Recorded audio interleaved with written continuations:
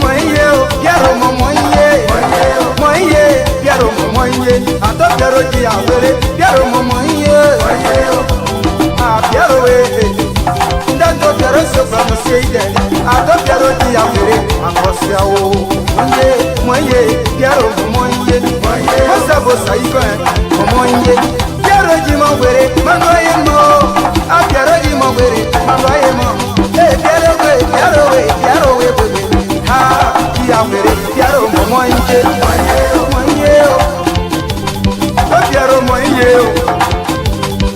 Piero Moye, Piero Dia Vereba, La Poya Dia Vere, Soy no Dunia Emblem, Mobile Amado, let's play. Jamone Chipayone, Mawaja Chipayone, Ja, Plebonena Kanyo, Siabutiana, the Kanyo, Kanyon de Koda, Separate Player, Piero Moye, Piero Moye, Piero Moye, Ogarwa, Oyawesa, Moye, Jiblo, Ovion Bopa, Peruno, Mapaye, Piero, Piero Moye, mon plein condition. Au pied, mon belle production. À ça, au piano. Y'a un mot, le côté. Piero Moye, Piero Moye, Piero Moye, Ericona, Piero Moye, Piero Moye, Ah, Chalicona, Piero Moye, Ah, Piero Moye,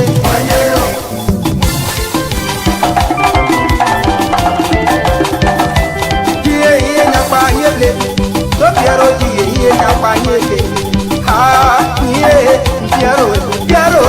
Ah, Piero, Piero, Erico Jato Piero, Marebo Mujato Piero, Erico Mujato Piero, Namo Daka, Yojalico, Yopa, Opa, Yede, Nani, Yao, another bro, Aja, Aja, you love a Kabudia, on a homono, Kabudia, so far, some of so blessed or Daniel, Passably, I send you Nayeta, Esa, Yedi, to Piero Jawi, the Piero Point, so wicked. The Piero, you are Mopa, Kayana, Cassella, Tayamo, Laosiane, the Piero, Kia Baby, Papaco, the Piero Moye.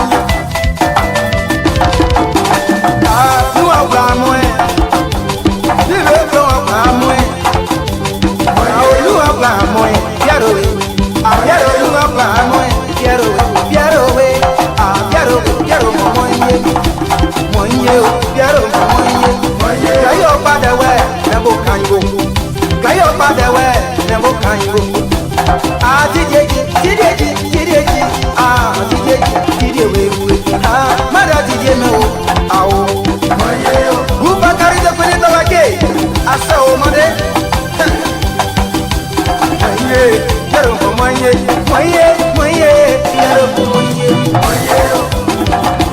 Moye, I said, Sonia Woutier. I said, Mama Saleh, Angela Wayne, Bobo Panga Wayne, Angela Wayne, Nama Bobo Panga Wayne, Angela Wayne, Angela Gio, Machapa, Daria Gio, Moye, Angelo, Moye, oh, Mama Wotiambla, Mama Tiambla, where you ah, je sais ma Jackie, Mama, je sais Daniel Gio, Handa Nicola, Motia, Mada Nicola, Daniel. Nicola Black, Otuachi, Naipo de Wente, Robin on Flashiri, Adia, Moye, Piero Moye, Moye, Moye, Moye, Moye, Moye, Moye, Moye, Moye,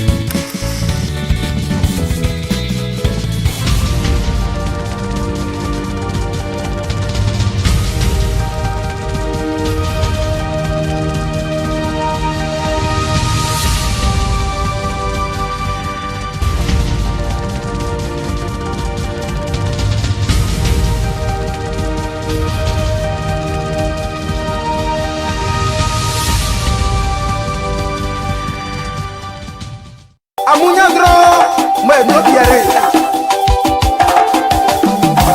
moye piero moye piero moye ato piero ti awere piero moye piero we ndato piero so from state ato piero ti awere akosia o moye piero moye ona verio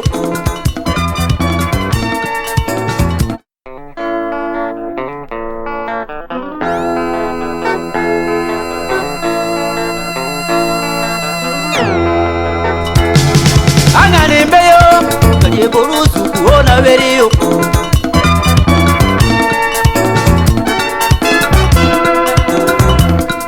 Oji besayo Nokoro borusu ona verio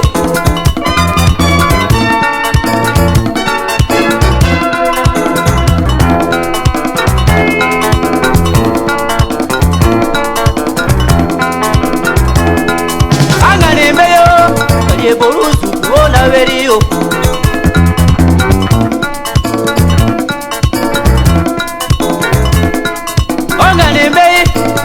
Borusu kuona verio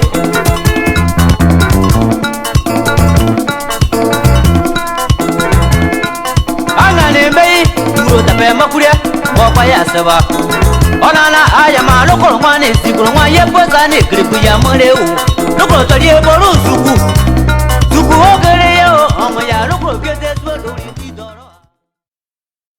Folks, Samson Tola, Brown Public Radio. Good evening, good evening. Thank you for joining us. We appreciate you being here on this Friday afternoon. Thank you, thank you. Please stay safe, and we thank God for every one of us, our life. We say thank you, Jesus. We appreciate it, and continue to bless us. Bless us. Continue to bless us. Thank you, thank you, thank you. Those of you that are joining us, we say welcome on Brown Public Radio. Let's have fun together here this evening. My show tonight is very simple. I have some questions, serious questions that is happening, what is happening back home in Liberia, and we try to have that conversation with you here tonight. So as usual, let's start our show as usual. We're going to go ahead and go into the starting of the show, and as usual, we bring in the President of the Republic of Liberia, Dr. Weah, President Weah, who is why is it that his name always not coming up when I put it up? Well, you know who he is. He's our president. Do they elect us? 61.5%. Ain't nobody taking that away from him. Thank you, Samson Tola. I'm going to also play tonight. It's a little bit both politics and the virus.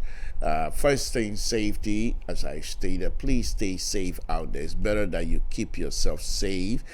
You go places, wear your mask, wear your gloves. I went out today, had my mask on, but I forgot. I shook somebody's hand, and immediately I ran straight in the bathroom to wash my hands. Wash your hands as many times as possible. Okay, and then try to stay away from your eyes, your nose, and stuff like that. And then, in fact, the more you think about it, the more you want to eat your eyes. You want to do one of those, or you want to do one of those in the nose, and what have you. But just be patient. Try to be disciplined as well. Just stay away from large gathering, unless if it's something that you consider one of the healthcare worker who are very, very essential. And I think I'm going to approach that here tonight. But that's not going to be the main topic. It's going to be a sidebar on that one. But I want to thank all of you again tonight for tuning into LeBron Public Radio. We thank you, folks. It's a very wonderful time to be alive, and things are not that great back home. We'll discuss that here. Now, here's what I've been saying, and you know me, I don't hide anything. This video that I'm about to play, I think I have played this video for more than 200 times on my show. It's always one of the opening. However, there's certain things that I'm going to be showing you that I never noticed until just yesterday. Having played this video for more than 200-300 times almost, and this is the first time that yesterday was the first time that I noticed that the person in the video that they were escorting ahead of the president, then Kennedy Weah, is the first lady. I never noticed that. I thought it was just people who were campaigning along with the president. Until when I find out, oh my goodness, this is the first lady walking in the mud of the Republic of Liberia, walking in the mud when the rain cut off the whole state, the whole country. And I thought her being there, that giving me more vegans now to talk about it more. But I thought maybe her being there is one of the reasons that is seriously pushing Dr. West towards the raw business until the virus issue came up. Let me play that. And the first is maybe about. He was talking. Just let her hold the stake. Like, I didn't know that let her hold the stake was referring to the first lady. I thought it was just somebody. Interesting. Let's watch the Samson to LeBron. Let's watch it. I usually don't want to play this here tonight because it's something else I'm going to be talking here. But I thought it was very interesting that after all these months that I playing this video, talking about the raw business and what have you, you know what I'm saying? And then come to find out yesterday, I just noticed that the people that are leading in the front of the president is the first lady, campaigning along with the president in the forest of the Republic of Liberia, in the mud, one of the major highway that is cut off. You can see in the background all of the truck stuck, and here's the lady walking in the mud with a stake. Let's watch that. I thought that was very, very interesting. Let's watch this. Samson to LIBERIA Public Radio.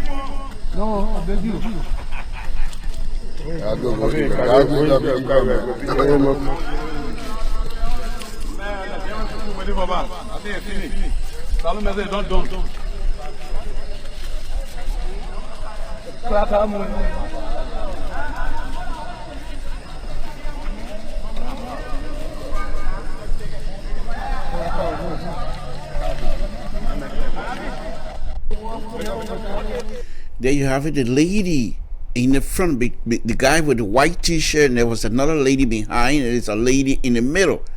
That, ladies and gentlemen, is the first lady of the Republic of Liberia, Madam Claire Weir.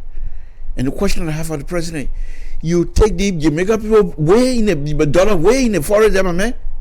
Why is some kind of leopard can't jump in out of the bush now and eat the Jamaica people dollar? What you would say? Then we the Liberia people, now what we got to say? You scared say you tell them, you say, I just noticed you just tell the people Jamaican woman way in the forest like that, my man. Samson Toe. I love it when I do that, folks. But on a very serious note, she was there campaigning, and like I said, if I have seen this, I know I've seen it many times, but I never noticed that was her until yesterday. And I thought that was very interesting, very interesting. I want to thank her for participating, and I think I want to thank Sedition, those of you that had her to be part of that program. I thought it was very interesting, and because we've heard lots and lots about this lady. Oh, she doesn't stay in Liberia. She ranking in Liberia because the man now win the presidential. Because the man now win the presidential. That what if she come? No, far from it, folks. There, right there, you just saw it. Campaign, canvassing for vote for the husband So she's very much deeply involved, folks.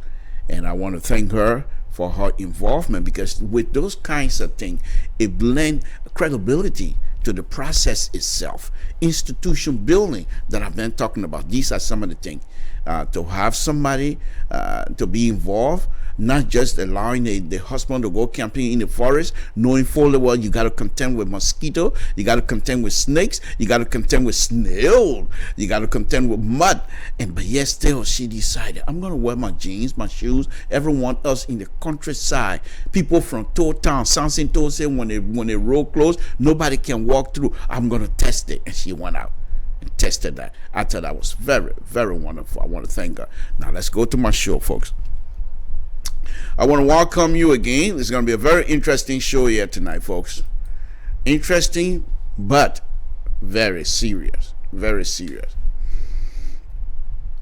This is the show for the night, okay, where I have it up there, and to pursue, to fight the virus is being hampered, of course, by lack of transparency and infighting among those that are charged.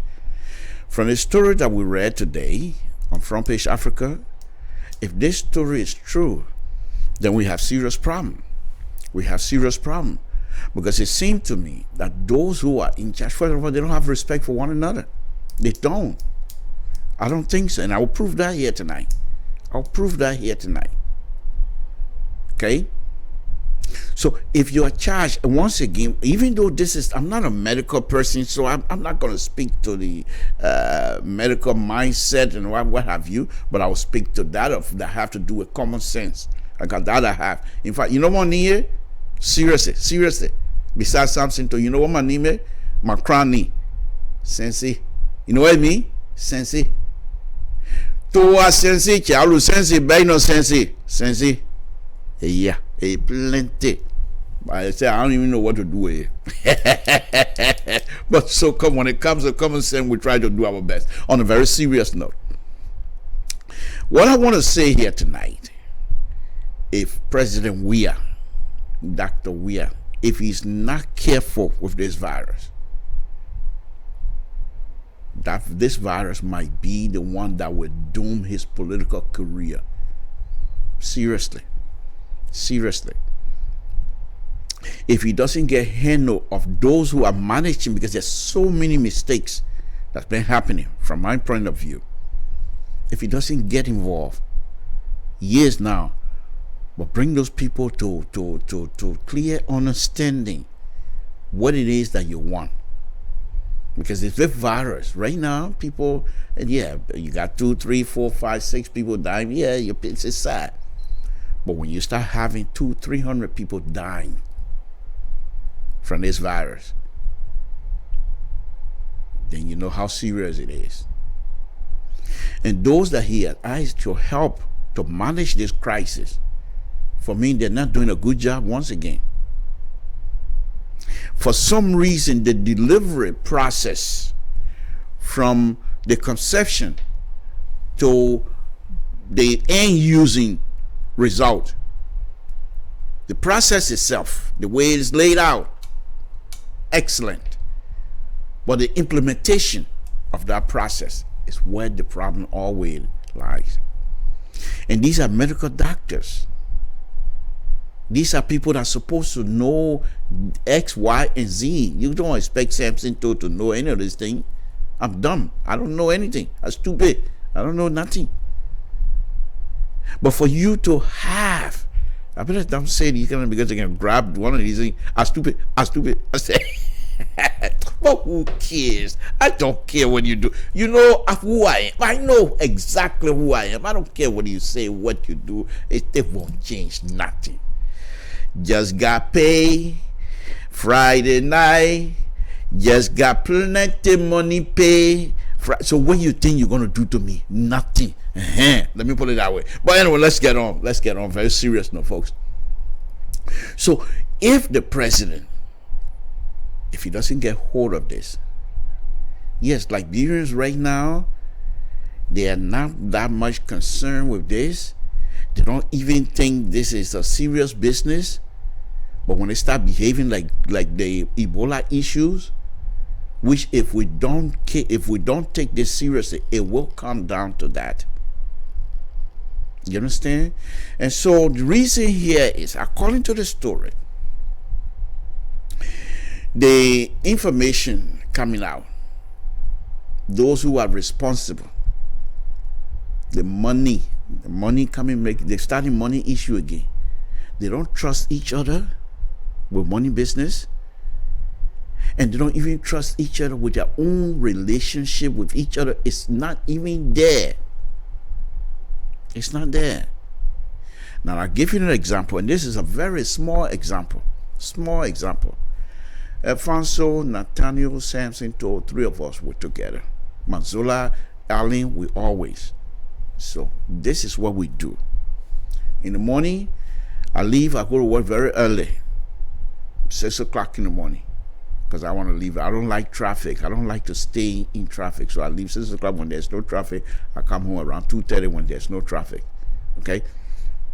But when I'm leaving, I call Alfonso. Alfonso called Nathaniel. We talk. We have fun.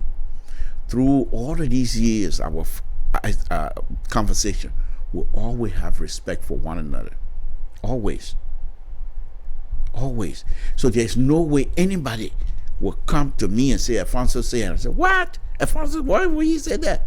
You say Alfonso say, I say thank you, because I know who he is. You say Nathaniel says, I say thank you, because I know who he is. You say, I say thank you. Alan, I say thank you, because I know these people, and they know me as well. Okay? But these people that are supposed to be in charge, I'm not saying that they should be able to get that close to each other. That's not me.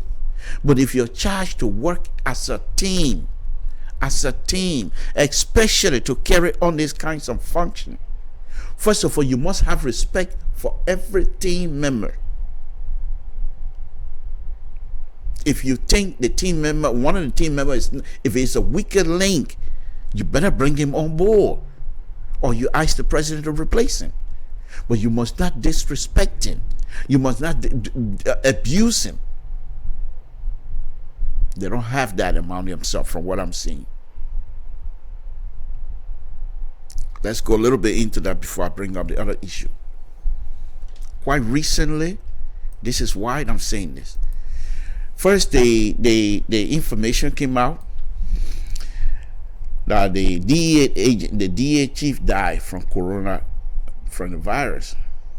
What the heck that you will want to go to a meeting when you know your body right now? You know your body. You're not a little baby. You know if you're not feeling well inside, deep inside of your soul, you know something's wrong. You don't have to be diagnosed by the medical doctor to know something's wrong. And you know very well that there's disease in the country. People are concerned. And you're going to go to a high-class meeting with other security agencies, those who are responsible to keep our brothers and sisters safe. And you're going to go in there knowing fully well that you're sick. I don't know what kinds. Well, you don't even know that you have the virus. Fine. Why will you not say, folks, I'm not going to be able to make it? And so when press, I believe it was a defense minister, suggested that the conference room at the Justice Ministry too small. They need to go to a bigger. If you're going to think that the Justice Minister conference room is too small and you want to move this meeting to a bigger space, why don't you go through the technology? All that money you're getting in the country, you want to tell me you cannot afford teleconferences, or you cannot afford having video conferences? What are you doing now? What are you doing? You're just running behind people to beat them? Is that the kind of security you got? By you guys not trusting each other and putting your own lives in danger, you put the entire country lives in danger, because it is you, the security chiefs, it is you, the security people that our people depend on to live and survive. And you guys have done a wonderful job. I have no question on that. If there was any kinds of nonsense happening in our country, you guys will be able to handle that. I have no question in that. But why will you go to meeting knowing fully well everybody have issues with the coronavirus? You're smart, educated, intelligent. But when it comes to this, because the fact that you guys don't respect each other and the fact that you guys don't care for each other, you decide to go and have this meeting. Look how far you are, what the mess that you guys have created in our country now. The Justice Minister, hopefully, we pray that he'll be fine. The Minister of Information, that he'll be fine. But look how far this nonsense that you guys created. Nonsense means something that don't have me, my knee. It ain't got my knee in it. Sensei, as a sensei dine. No respect. Power. If you truly want to enjoy power, you empower people around you. And then the power will be so enjoyable to you. But if you think you're going to hold it by yourself and frighten people around you because of the power you get, they will not be truthful with you. They will only serve you because of the power. They have no loyalty to you. None whatsoever. And so the fact that the DEA agent, I'm sure he knows he was sick. But the fact that he said, well, I'm just going to go to meeting. You know, this is just a small thing. First of all, they didn't even believe that the virus exists anyway. They have no, and let me, if you don't believe me, let's listen to this Pinswell mayor. And she's in the community. She's in the community. She's connected. Listen to what she's going to say. And then you tell me what are these people really believe at that time. Let's listen to her. Samson to LIBERIA. I'm a little bit fired up here tonight. Let's go. Play this. The coronavirus is nothing to be ashamed of. It's nothing for people to think that it's a stigma. All this virus is a very, very bad, what we call in Liberia, fresh cold. That's all it is. And if we don't take care, everybody is prone or susceptible to getting this virus. It's a bad cold that gives you a hard time breathing, and some of the symptoms are malaria-like. All need to spread this awareness, as all it is a very bad fresh cold. A very bad fresh cold. And she's connected. You listen to her, highly educated. You want to tell me that she's not part of this security apparatus in Monrovia? She's connected. So the fact that she doesn't even believe is also spread around. These people don't believe it until. Okay? So now, where are we? You saw there was a video picture one time, the president was talking, and behind the president you have, after their security meeting now, the Minister of Justice got sick, tested positive. Minister of Information tested positive. I think two other people tested positive. Why? Was that necessary to put people's lives in danger? Was that necessary? What is the loyalty to the country? Are you just serving in there to get paycheck? Because if you were in it for the country, first of all, just the minister, he should have suggested, folks, this thing here, let's take it serious. Let's have a video conference. Or even let's do messenger. And have a conference and have a conversation. If you're afraid Samson told might tap into your video conferencing, do teleconference if you can. But instead,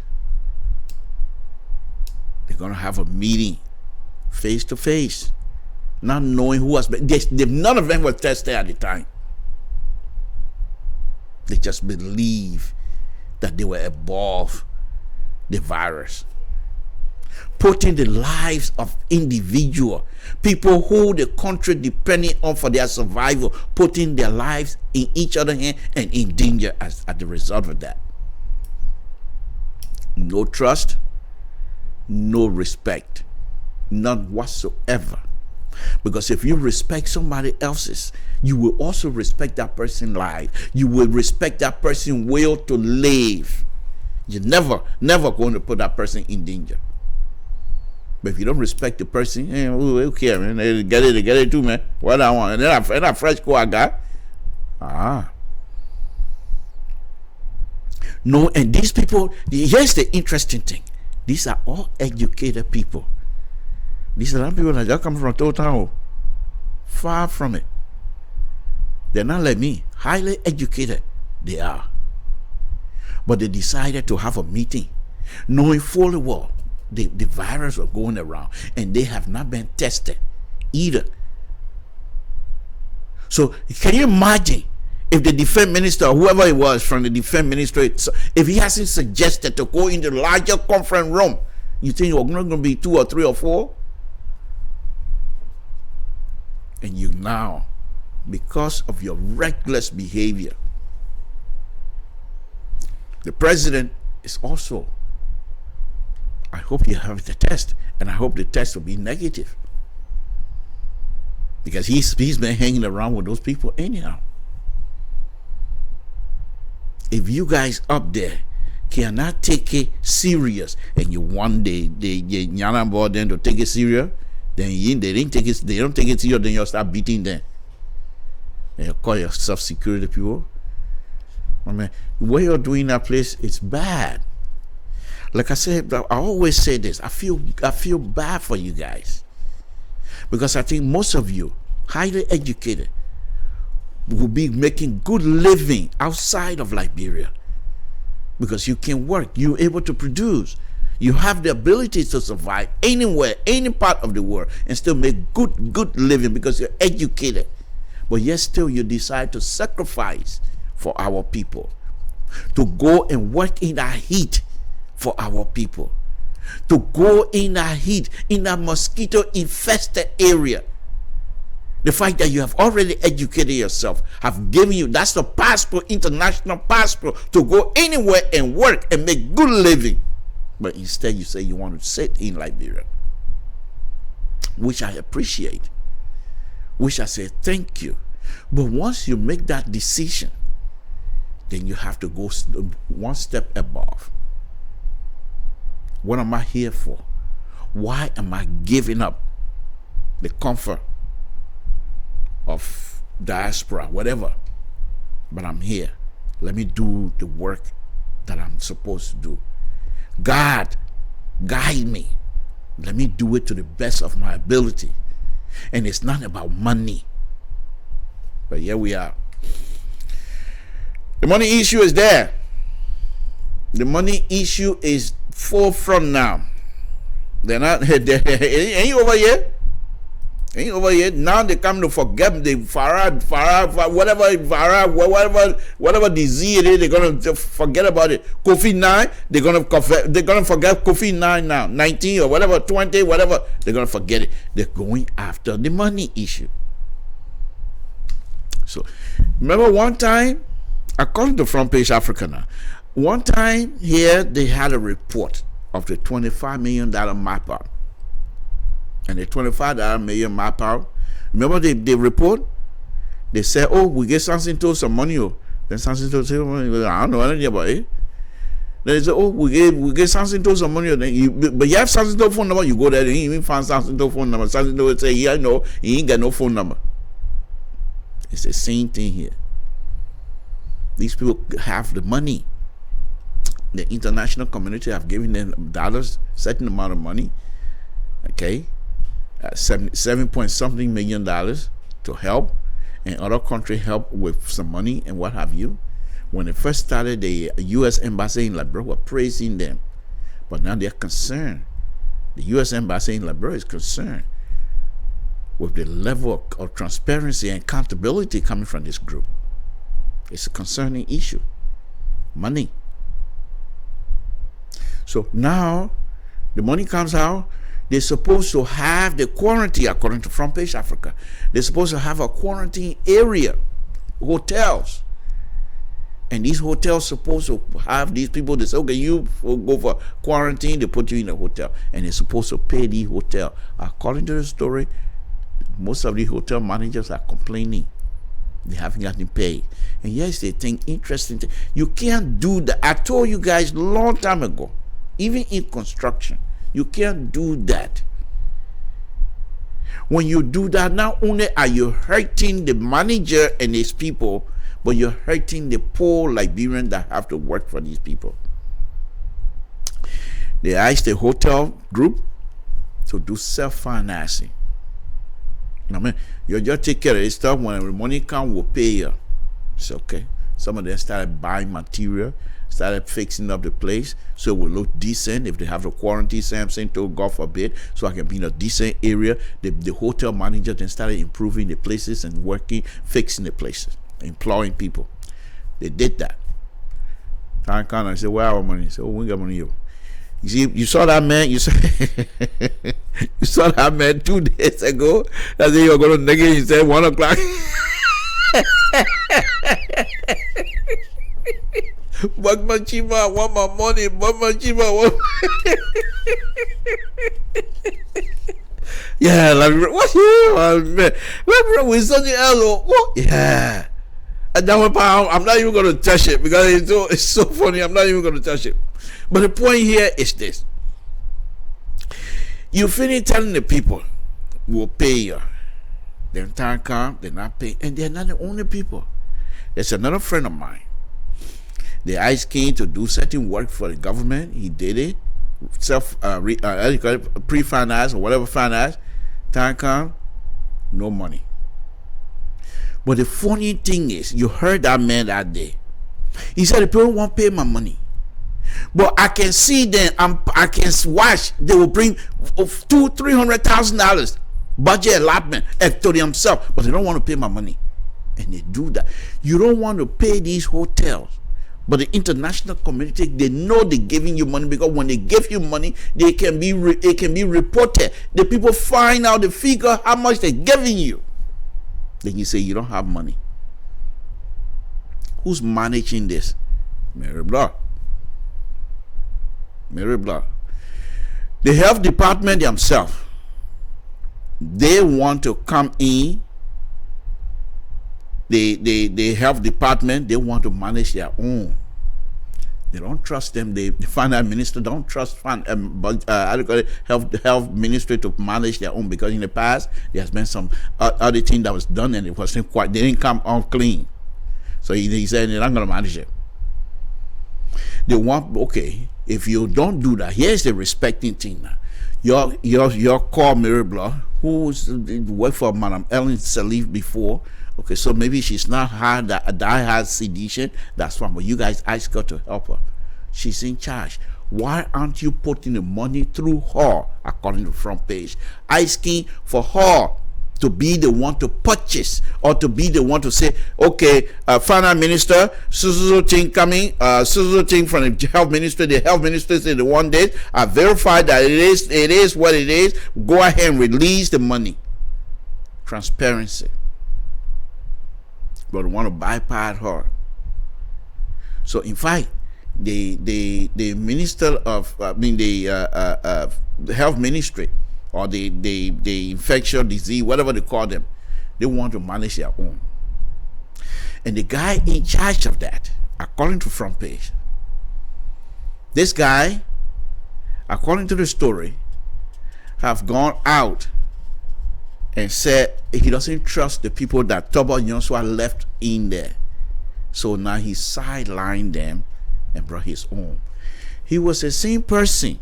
Remember Jefferson Kochi with 6,000 men contact tracing group? He was the one that was encouraging that. And now it seemed like the international community and some of the people from the United States State Department asking the president to see if this guy can be replaced.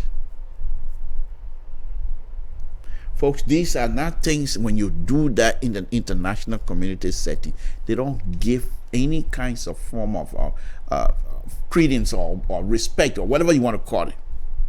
They think you're not serious. They think you're not serious.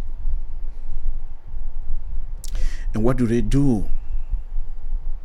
The Union Falcon goes around Every day have a video to show to the international community and show to the entire world how much disrespect Dr. Weah is being given. He had order, the president order, and people are disrespecting his order. I'm glad that we have Dr. Weah, the president. Because if it was not for so, Eugene Falcon would have made this man to start hurting people, start bringing all kind of bad law. Because he's always looking for enemy of the state.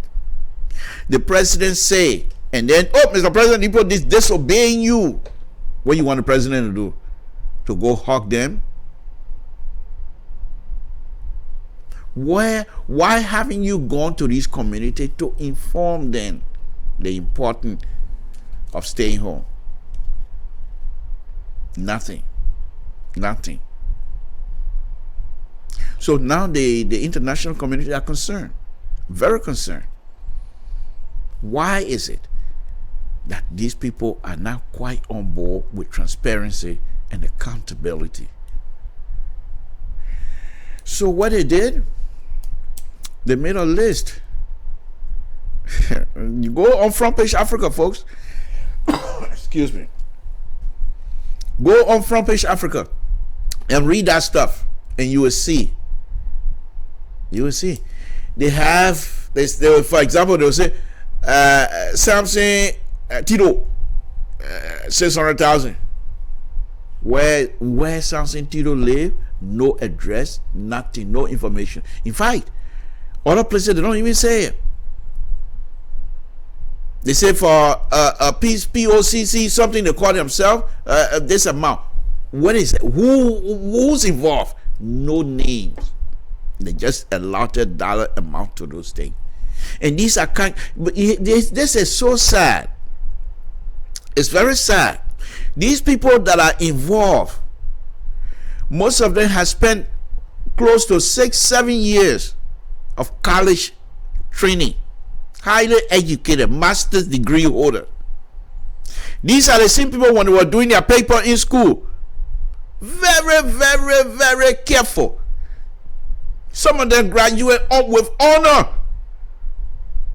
Smart people. But here they are in Liberia. You're going to post something up.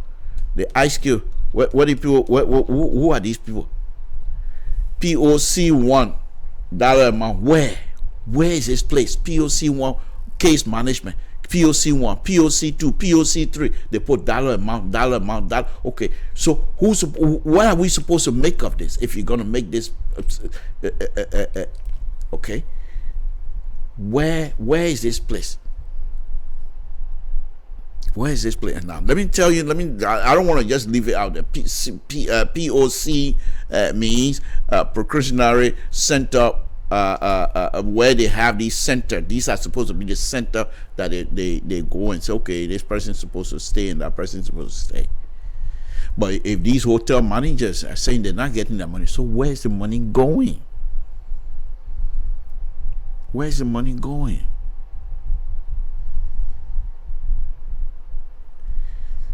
Okay, so those are the kinds of stuff that is happening right now, and people are concerned. These people, eventually this thing gonna take hold of Liberia. It's not gonna stay like that. Right now, the infection rate is low, the cases are low, which we thank God. Those of us that got our mother, them very old, we thank God. But if this thing started going deep into it, and start getting hold in the countryside, it raining, no way to go, motorbike can't even take you. They say the person got coronavirus, then the motorbike bike will take them. No, they will say, no, I'm taking the person. That means that death sentence. Death sentence. You think you're getting there right now? And the sad thing, by the time, I pray to God that it doesn't happen. But by the time Liberia start peaking, the other part of the world, they're going down. But the interesting thing is these people will not release their equipment to anybody as for now. Because you've been hearing the medical experts all over the United States. They say they think coming back again. most likely it will come back. So those people who have the PPC, PD, WWC, OOPC, what ventilator, whatever you want to call it, they're not going to release them to any kind of poor country right now because they don't know what will happen here. And you're being blessed so far that this thing is not getting out. The little money they send here, and they're fighting over it. They're fighting over it. They're fighting over it. What's wrong with us? Is it just because what is wrong with us? I don't want to speculate, but what is wrong with us? These same people, the Samuel Tuaden, the Mary Blood, all of the highly educated people, you take them from them, put them to World Bank to work. Fasten! They will not steal from anybody. Samuel Tuaden used to work for, I think, USAID. I'm not USAID, but African Development Bank. When was the last time you heard Samuel Tuaden be mentioned with any kind of corrupt behavior? None. When they were working for this company, they're credible people. But as soon as they get position in Liberia, I don't know. I never had position in Liberia before. Maybe myself, who knows? I might be corrupt too. Because I can't put it fast past me. Maybe I have some corrupt tendency in me as well. Because I went home. 2018, I went home. So when I went there, I went with a people. Oh, these people, the way they drive in less than 2 days, I was cutting people off too because they were cutting me off. And when I cut them off, I go live and I started announcing, I'm cutting people off, and they tell people writing on the Mr. Toad, that's not you. Please don't do that. I'm cutting people off. You see what I'm saying? What is it in that country that when you get there, your behavior it becomes corrupt instantly? What happened? What happened? These are things that I think we Liberians must be able to examine ourselves. We have to. Because this is not going to, it's not going to go on for long. This disease, I'm going back again.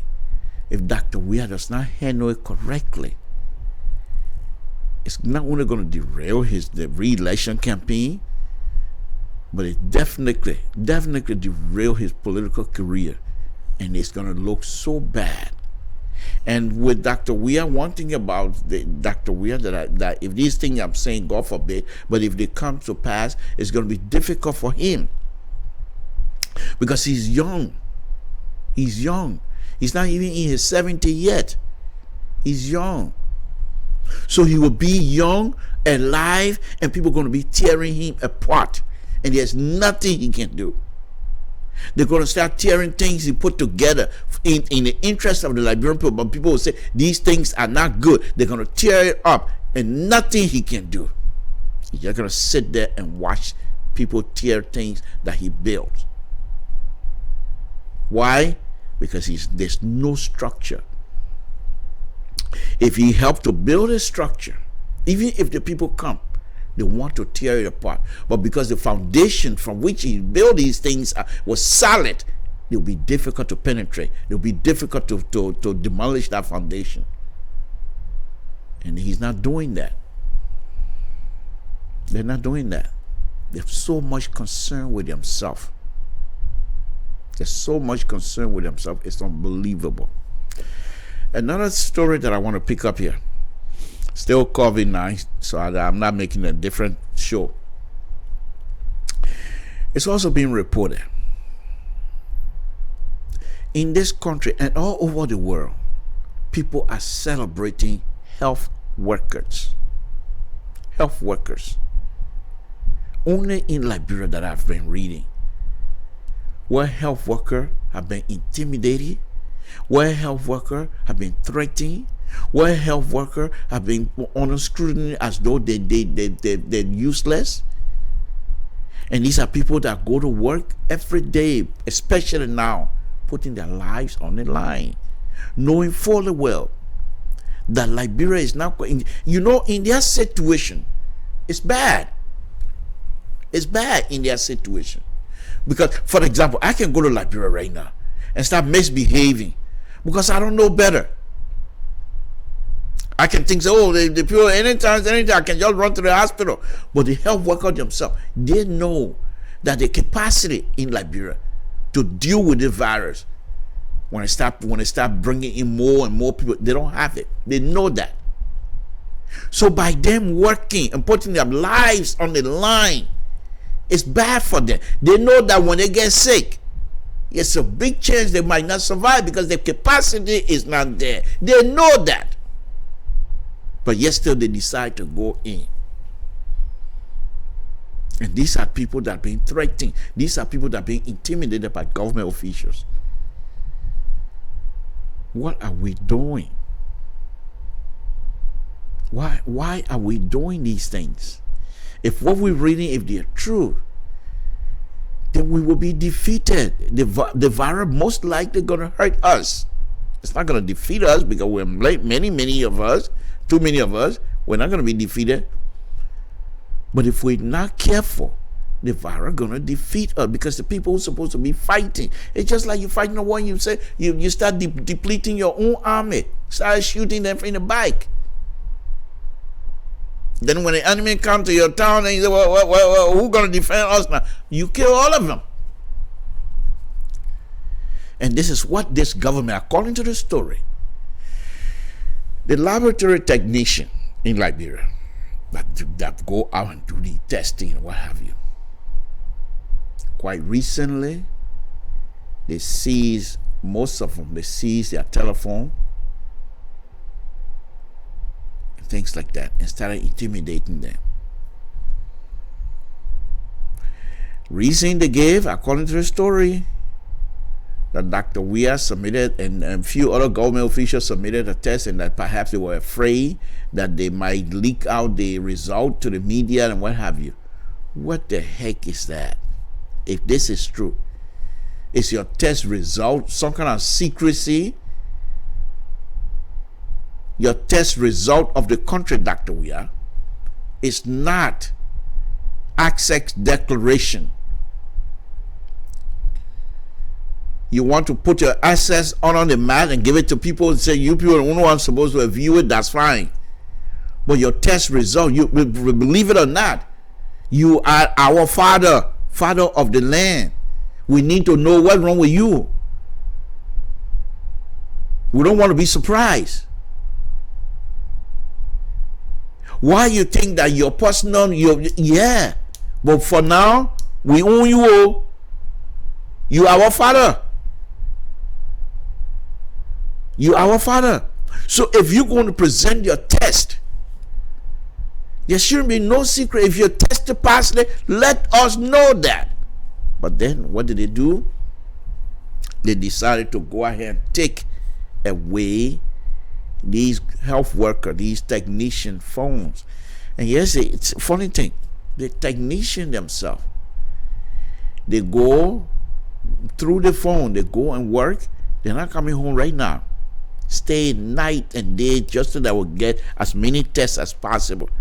And now they're threatening go slow working. What's wrong with us?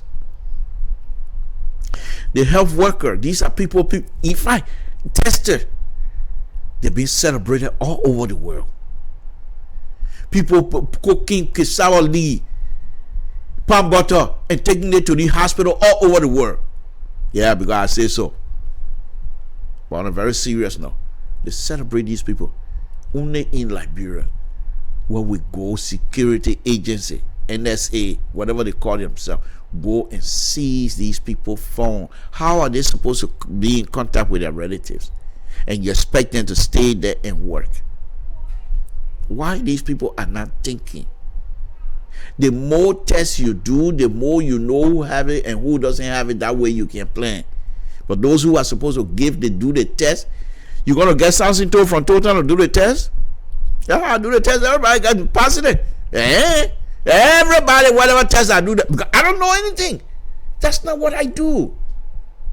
And you want to put me there because the people who have the ability to do it, you frighten all of them. They've all gone. You now forced to bring something in to do the test for you. I don't know nothing. So I tell you, everybody flunk. You will say no, you know about it, you know how to do the test. You see where I'm going with this ridiculous idea? So these are some of the things that I keep saying to you. These are things that we as a country and as the people in our country, we must be able to understand. But we're not doing it. We're not doing those things. Everybody, folks, what is happening right now with the virus? I'm not going to say I'm happy with the virus, but look at me, I'm doing my hair like Donald Trump now. Oh my goodness, I'm going to put my hair I'm a liberal. I cannot be doing anything like Donald Trump. I'm a liberal. I can't do that.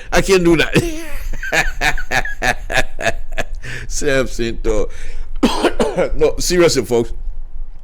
What this virus has done to us in that country, he has opened our nya.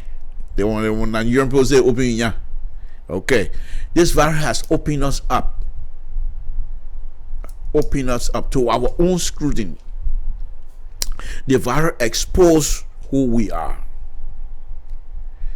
The virus has exposed who we are.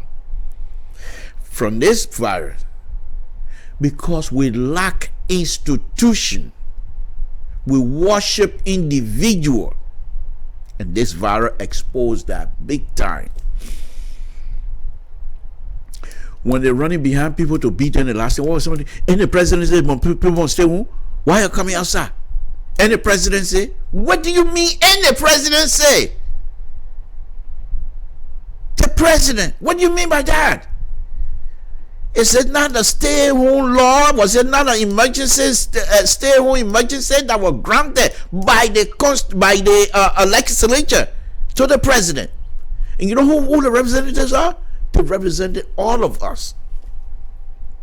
But because we like individual, not institution. Because if it was institution, it would have been different, stated differently. But you heard when the director, police director, the president, Honorable, His Excellency Dr. We are individual building. We can't do those kinds of stuff. But of course, have you listened to Mike Pence lately? How when he read it, how Donald Trump is the best thing ever happened to America. So you see, you see what I'm saying? It's not too far from it. That's fine. They're doing everything good is being done here as well. But the point that I'm making is this. They whoop those people in the street based on what they believe that the president is going to be satisfied with, and not the law. Individual. So going back to this virus, folks, if we all get involved, and going back to the comment that I was making, if we have respect for one another, we will be able to inform people of exactly what is happening. But look at us here in the diaspora. Look at us here in the diaspora. Look at us. Go to platform, media platform, the media platform. See them cascading every one of them. Causing each other. Forget about being English. Causing each other up. Who's stealing? Who not stealing? Who sleeping where? Who not sleeping where? Nothing educational coming out of these people that I can say. Even when they say let's put a debate together, a platform say let's put a debate together to be educational, they come out. Who flunking AA degree? Who doesn't have AA degree? Who doesn't have this? Instead of say how do we fix it? What is the end result? How do we put this thing together? They don't debate about that. These young people, they debate about how long that person been in school, why that person didn't eat Kisali yesterday. What that got to do with anything? Nothing. So these things go back in our own community. Money anywhere, that issue with Liberian people. Money and Liberians. Look in our community organization. money with us. It's the same thing here. That's next thing gonna happen. They do not empower individual, but they build individual as somebody instead of institution. They build, but they do not empower individual to do work for them to get money for themselves, but they empower the individual. You see what I'm saying? Two things now. They do not empower the individual that will produce for them to get money, or will produce for people goods and services type deal. They don't care for that, but they rather have individual build the individual instead of an institution. So next thing, since the lockdown, like I said, this virus is continuing to expose us. Have you seen the way the police and the security apparatus, folks, I'm not making it up. These are people that wear uniform and they're allowed to carry guns with them. You see how violent they are against each other and how violent they are against us? Look what they did to that guy who was trying to collect his money from the speaker. Kicking him, stepping him in his stomach. And the speaker doesn't even have to give that order. But they're doing it to say, oh, when they go back in the office and they're describing the way they behave, the way they do things. Oh, I step on them, and then the speaker will hear it. You think the speaker will come and say, what did you say? Did you step on somebody outside? You think the speaker will come out and frown on that? Far from it. These people that did this thing, they still have the job. You watch the other video? The crazy man, they said, who wanted to go into Dr. Weir's house? You saw the way he was treated. The man's hand was tied behind his bike. And watch that police officer, uniform person with gun. Watch the way he walked across him and then bike kick him. Like he's no human being.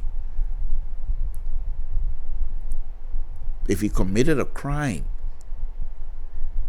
intrusion of the president's property is a crime. Is that how you're going to punish him? What happened to the law? And these are things that are very disturbing to some of us. Because let me go back again. I'm going to be ridiculous again, and a lot of people might not like it, but I'll say it. During the election, Samson told, when the rest of the people, oh, sedition, when they're not disciplined. These people, you give them power, they will ruin the country. I used to sing that song. And people are now saying, of course, I changed my tune because I've seen good things coming out of the Weir administration, especially when it comes to role and connecting people. I changed my tune, not by much, but I changed my tune. But people are saying now, these people are not trained to be in a high capacity, high pressure position. They're not trained for those kinds of stuff. Because psychological training should be part of these people training, so that you will not abuse people when it's not necessary. They have a commission right now that is set, that's supposed to look into the police brutality against the media. And I believe the IG is supposed to be called in front of people who are supposed to be doing human rights watch, whatever it is. People take note of these things. Why are we behaving towards each other like that? Because we have no respect for one another. None whatsoever. You go from platform to platform to platform. You'll be talking about each other. Cussing. Who did what and who did something. And nothing they will tell you, how do we fix this? It's broken. Understandable. It's broken. We agree. But how do we fix it? Do you just sing the song, it's broken, and what? Okay, now thank you. How do we fix it? We don't do that. This virus, I just give you one, and let me give you another one of what this virus has done.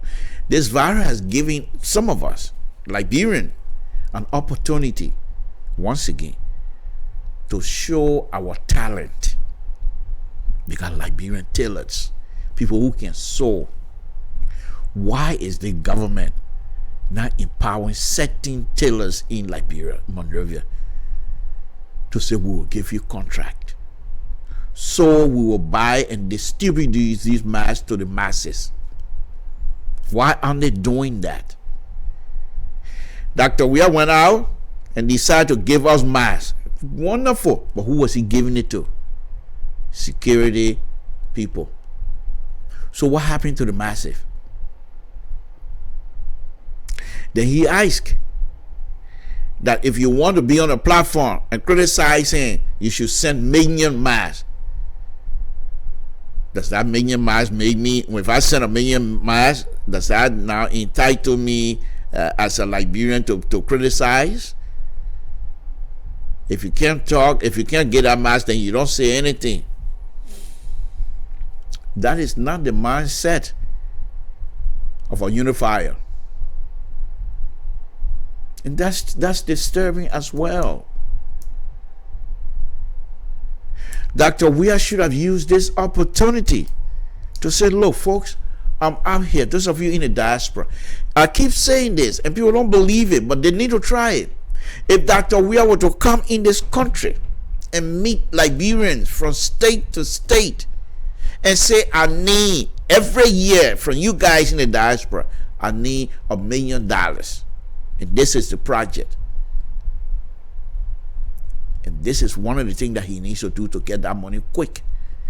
Get an agency from here, United States, that is not even connected to manage that fund. Liberian will pour money in our project. You will hear himself will not believe it. Why am I saying this? I belong to a community. And the community, it's just one community, one county. But every year the people make money, they bring money because they believe. Of course, sometimes it don't go well. But that's not the point that I'm making. The point that I'm making is this. If Dr. Weah have used that opportunity to say, look, I'm divine mass, but I like for my brothers and sisters in the diaspora, those of you that have platform, please spread the word around. We need mass. We need X, Y, and Z. We cannot always count on the international community to supply. You please come in too and wrap this whole thing around the diaspora people. Those of us who got big mouths.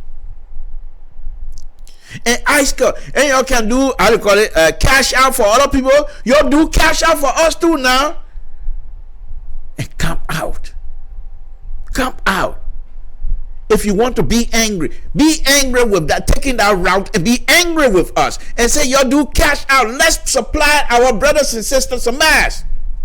But you didn't do that. First thing, where he would start wearing the mask was wrong anyway, the way he had it on. People are criticizing. But then he decided to turn it into campaign, CDC campaign style. You with me or you're not with me. You for me or you're not for me. I got nothing in the middle with you and myself. You can't do that. I thought that was ridiculous. And I thought that was little bit off the mark.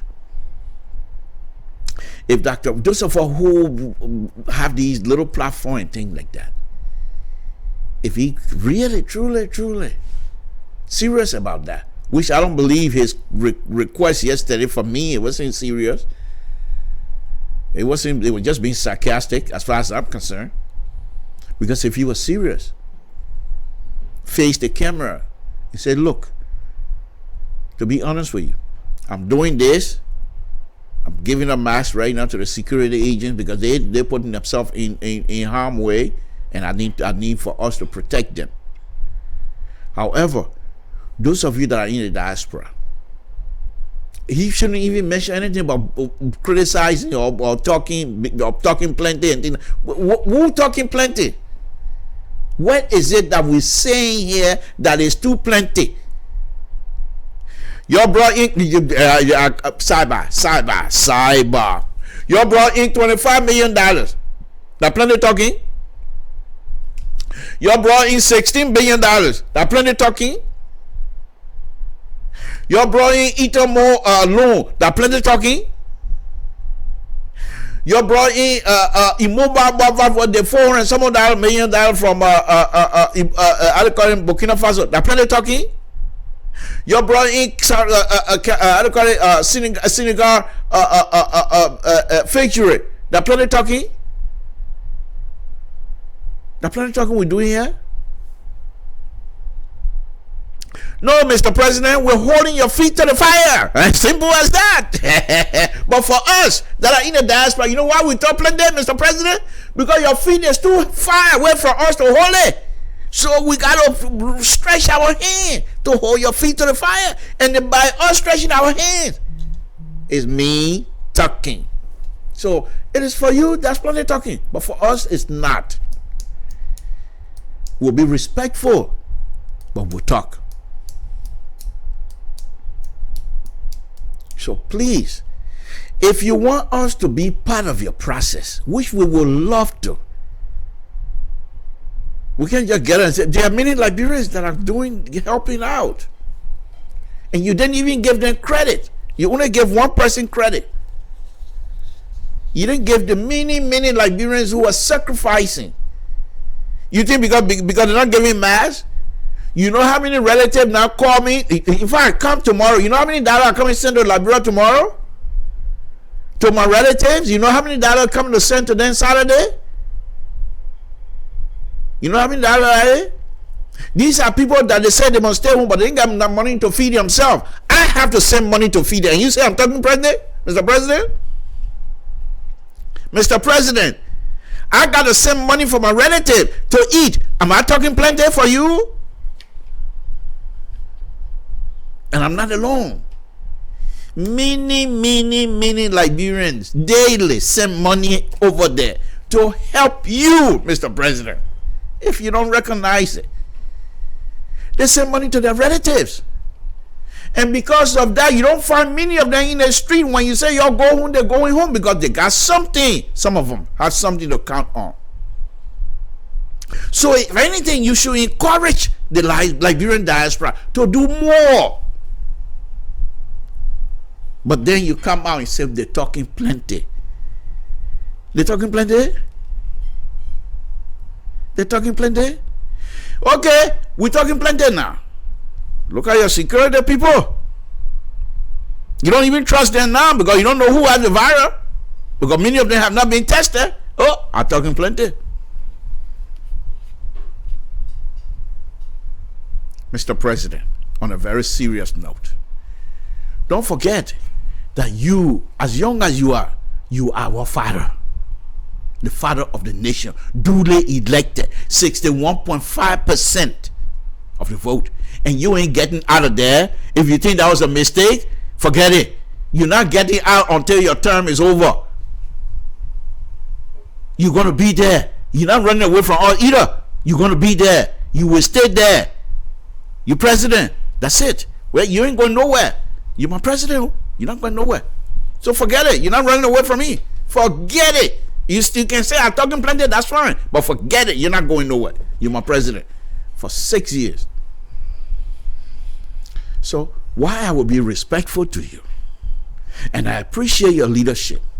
But if I see something that is not right and I have the means to say it, I will say it. But I'm not going to be disrespectful to you. I'm not going to ask you to do things that is not of you or something that nobody would do. Then that's wrong, and that's not what I'm going to do. But look around you. Look around you. Look around you, Mr. President. These are educated people. But what are they giving us? Forget about you for a minute. What are they giving the Liberian people? Not much. Not much. I know some of these people.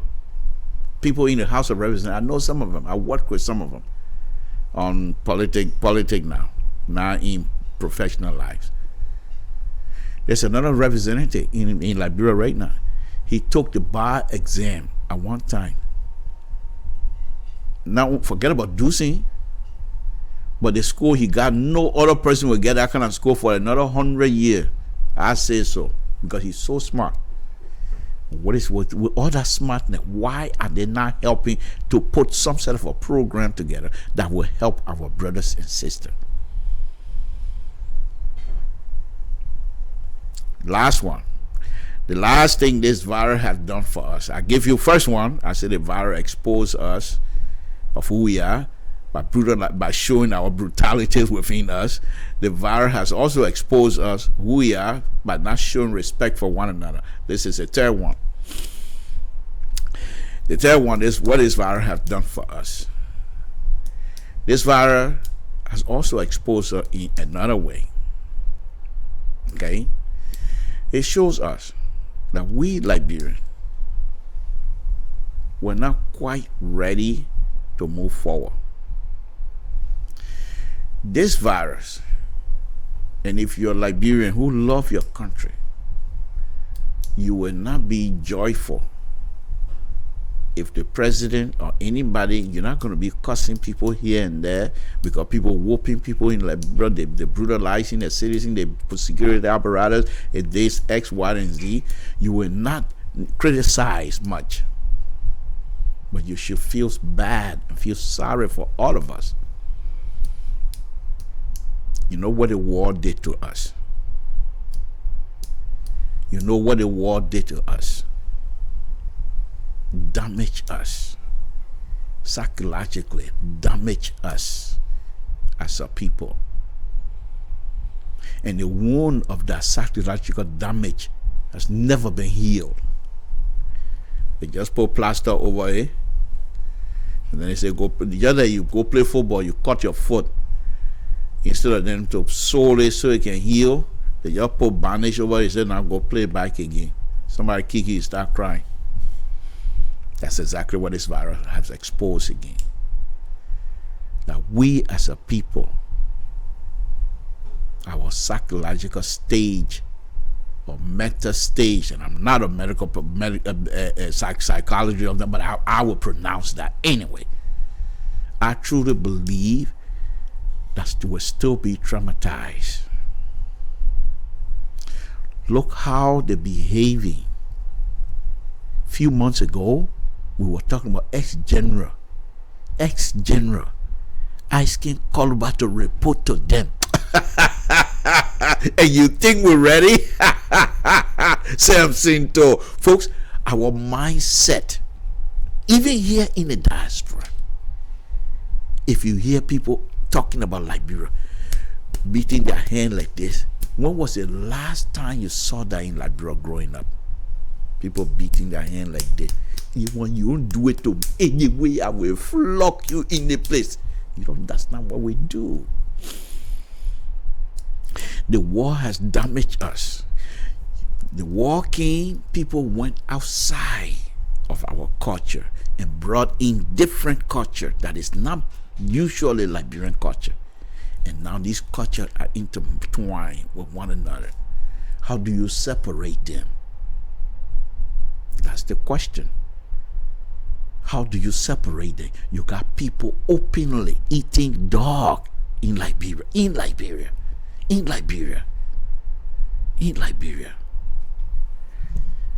What do you say?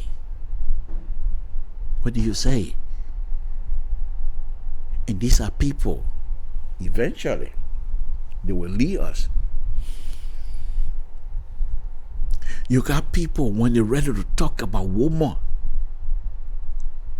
who's supposed to be the mother, and you like, am I hearing what I'm hearing? And you cringe. I mean, you scream so much like you want to go back, go under the table. Liberians, we've been exposed. Our mindset has been exposed so much that it's unbelievable. But yet still, We push on. You have no other choice. Where you gonna go? The fact that you're not healed, where you gonna go? Most likely gonna say, okay, let's pretend.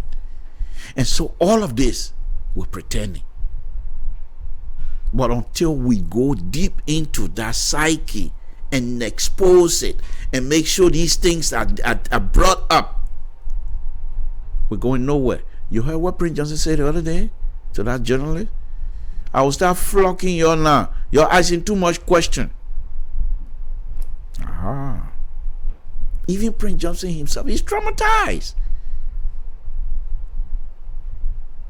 So the point that I'm making here tonight, this virus has exposed us big time. And so I just pray. All we can do is pray for one another. Even those of us that were not even involved in the war, that were not physically part of the war. But how can you just imagine? Every day, people send the list is being read. Oh, the person died. Oh, someone who when you grew up together, friends. Oh, the person died. Oh, that person's a person. So now in a daytime, they'll read about 10, 15 names. People who has been killed. They're not coming back. And in the diaspora, that was happening all over the state, all over the country. Liberians were reading the names of their community, town, villages. And you expect us to just get out of it. To just get out of it without going deep into it. I'm not talking about war crime or what have you. But to actually set up a committee or set up something that will clearly go deep into it. And allow people to be themselves. To talk the truth. See what happened. And get healed. If not, the only hope we have is the next generation that never experienced any of these things, that have no clue whatsoever. That generation, hopefully will put Liberia above themselves, because they have nothing, no hidden agenda.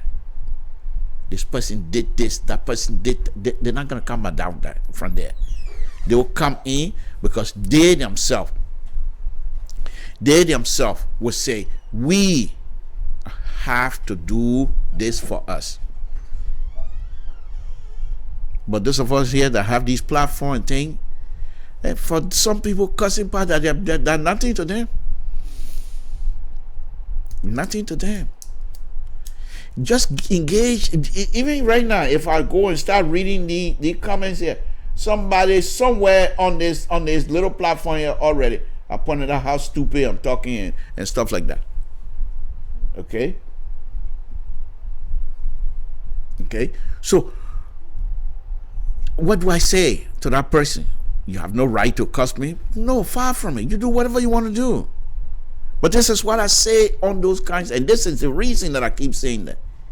In order to put yourself in a position to curse somebody, you have to raise your level of anger to a certain position. Then you get into that platform of cussing. Then when you're done, because you can't stay there. There's no way you're going to stay at that platform, cussing platform. No way. Because that's not you. That's not you as a normal person. Now you're going to have to decrease your temperature. You see all that yo-yo stuff you do? That's exactly what I'm talking about. So folks, I'm giving you 3 here this afternoon. Sam Sinto, LeBron Pablo. I just try to do my best here. Okay? But these are some of the things. And then before I go to open my line up, I want to say here again this evening, Dr. Weir must get hold of all of these things. The buck stopped with him, nowhere else. And if he's not careful, if he doesn't handle this, because most likely this thing gonna explode. This virus most likely gonna explode. It might not kill. I hope not, because the population of Liberia is younger. So if this virus, what all he has done to other people, if that's what it is, then good. But what they say is that the virus, once it gets you, it gives you hard time. Where you gonna go? If 200 people, 300 people, 500 people start getting sick the same time, what hospital in Liberia that have that kind of capacity? That's going to be overwhelming. You think you will ask Guinea, say, oh, you'll help me take some of my citizen? Or there's no country around you want any of your people at that time.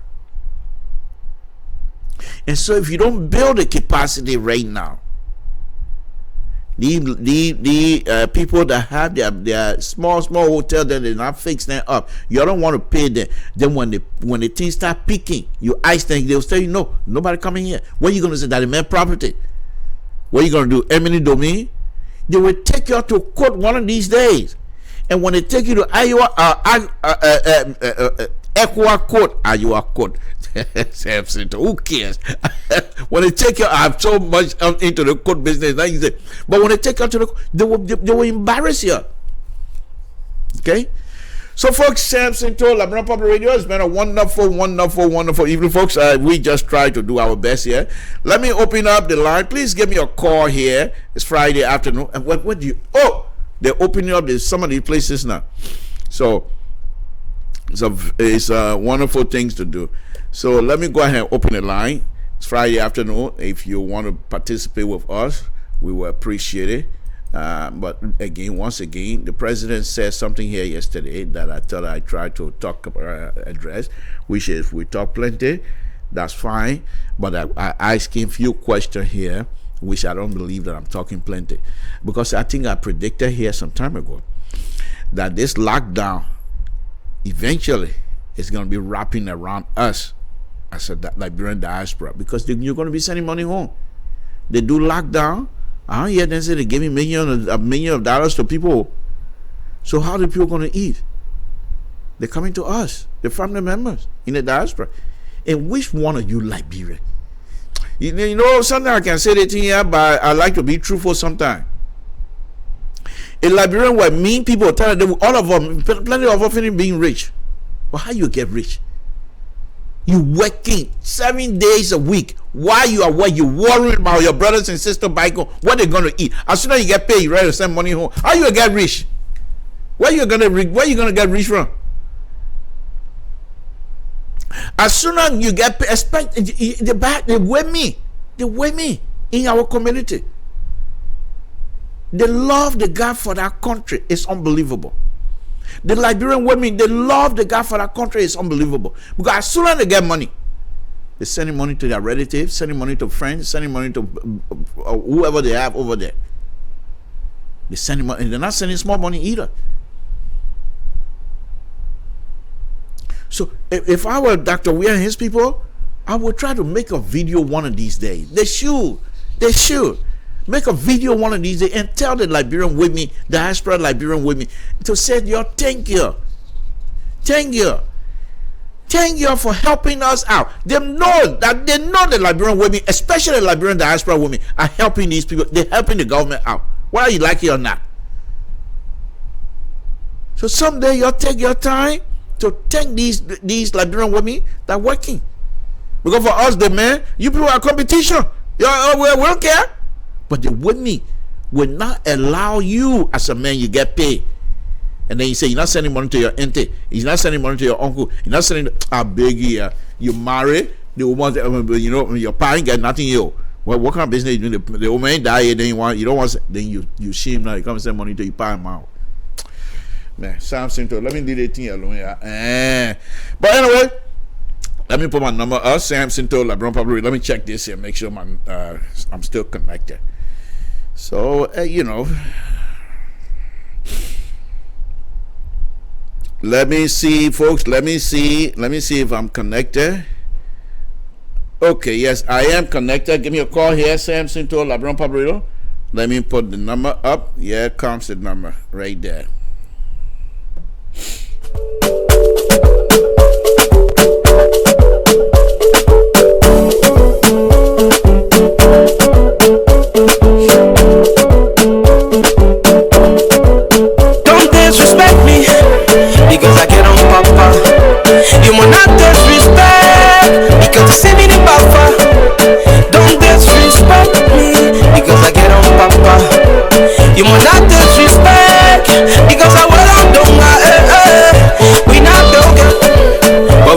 it happen. We not millionaire, but we can keep it popping. We not millionaire, we can make it happen. We not millionaire, but we can keep it popping.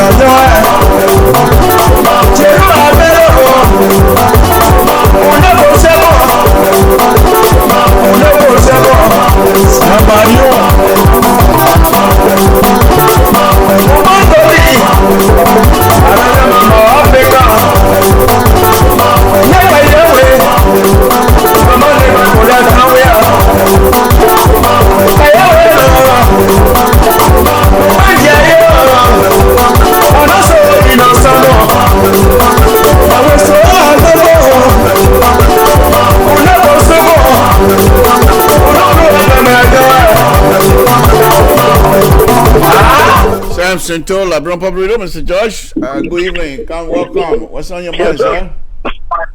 Yes, sir. How you doing? Can you hear me? Yeah, I can hear you. Mr. Josh, can you hear me? Yes, sir. Yes, sir. Can you hear me? What happened?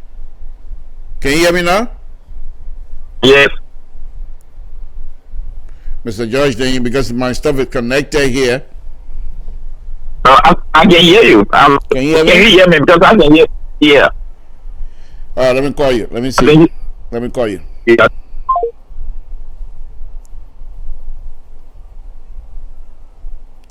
You see, you say you can hear. Let me call. I don't know why I wasn't able to pick him up. He can hear me. We can hear each other on that, but I couldn't hear him.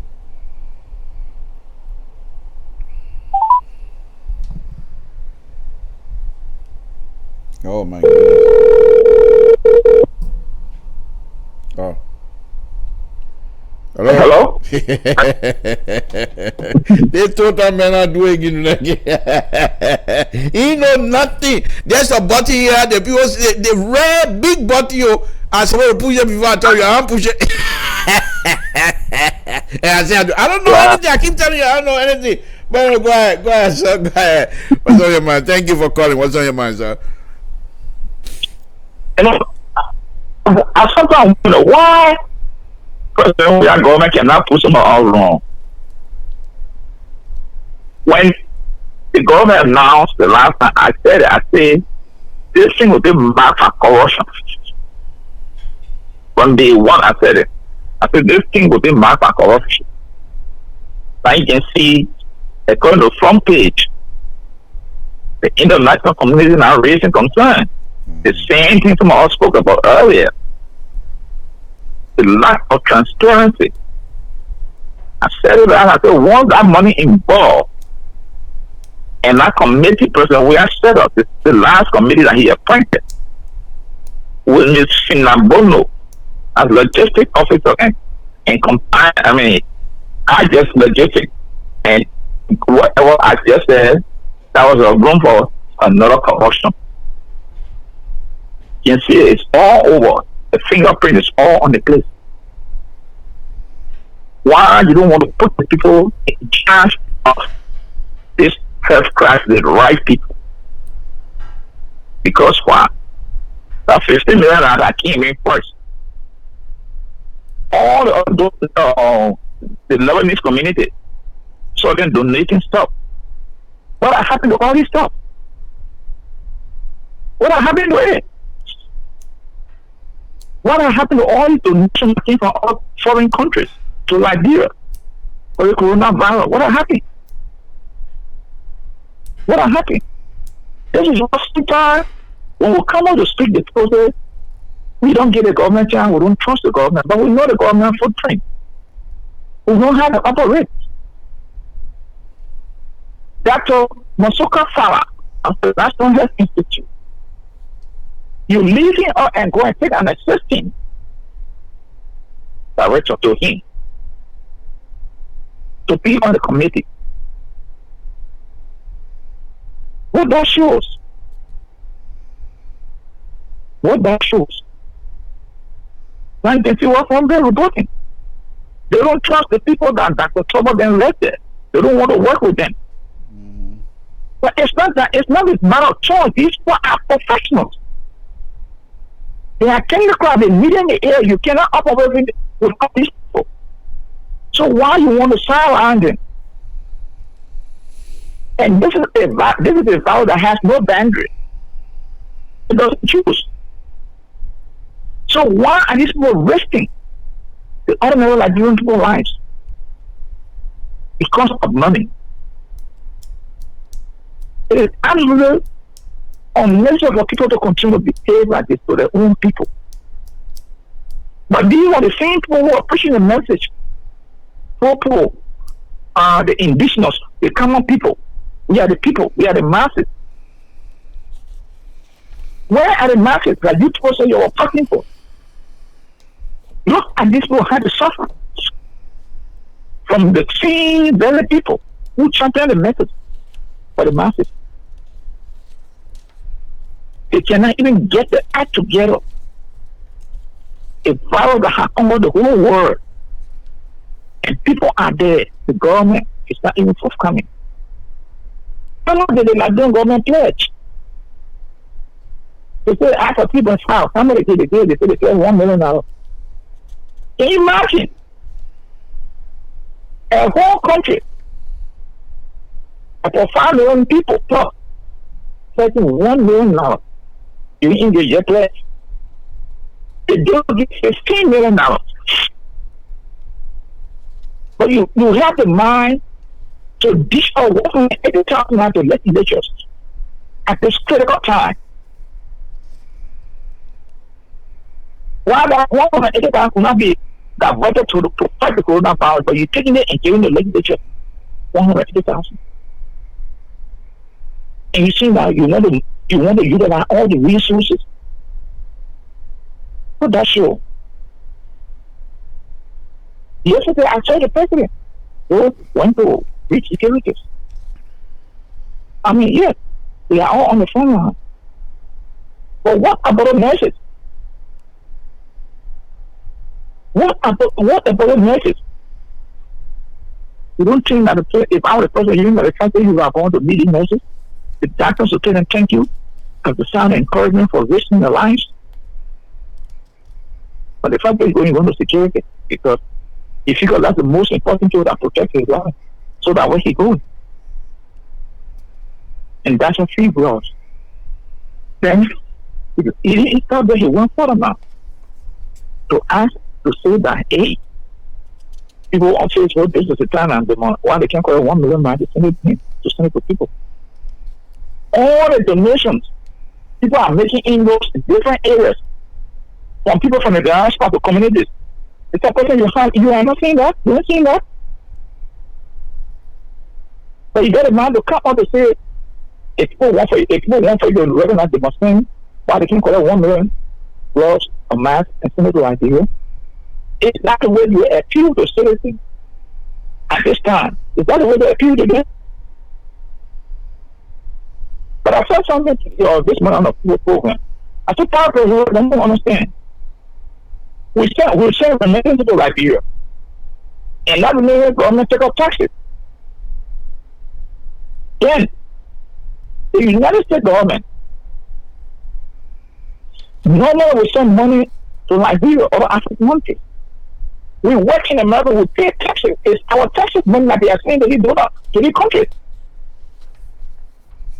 They are not trying to send personal money to Liberia. You're killing me. You're killing me. Boris Johnson don't send personal money to Africa.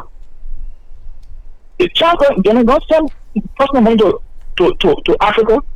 It's the taxpayer money that they spend to those countries. So, why would you want to ask that kind of question? We pay taxes. We pay taxes to the government here, and when we send remittance to Liberia, the government take another tax from it. So you're not challenging us to stay all that. You cannot talk once you send laws. But what are the money? What are our taxpayer money that go into these countries that go, including Liberia? When you look at it from that point, don't you look at it? Look at the remittance that we send to Liberia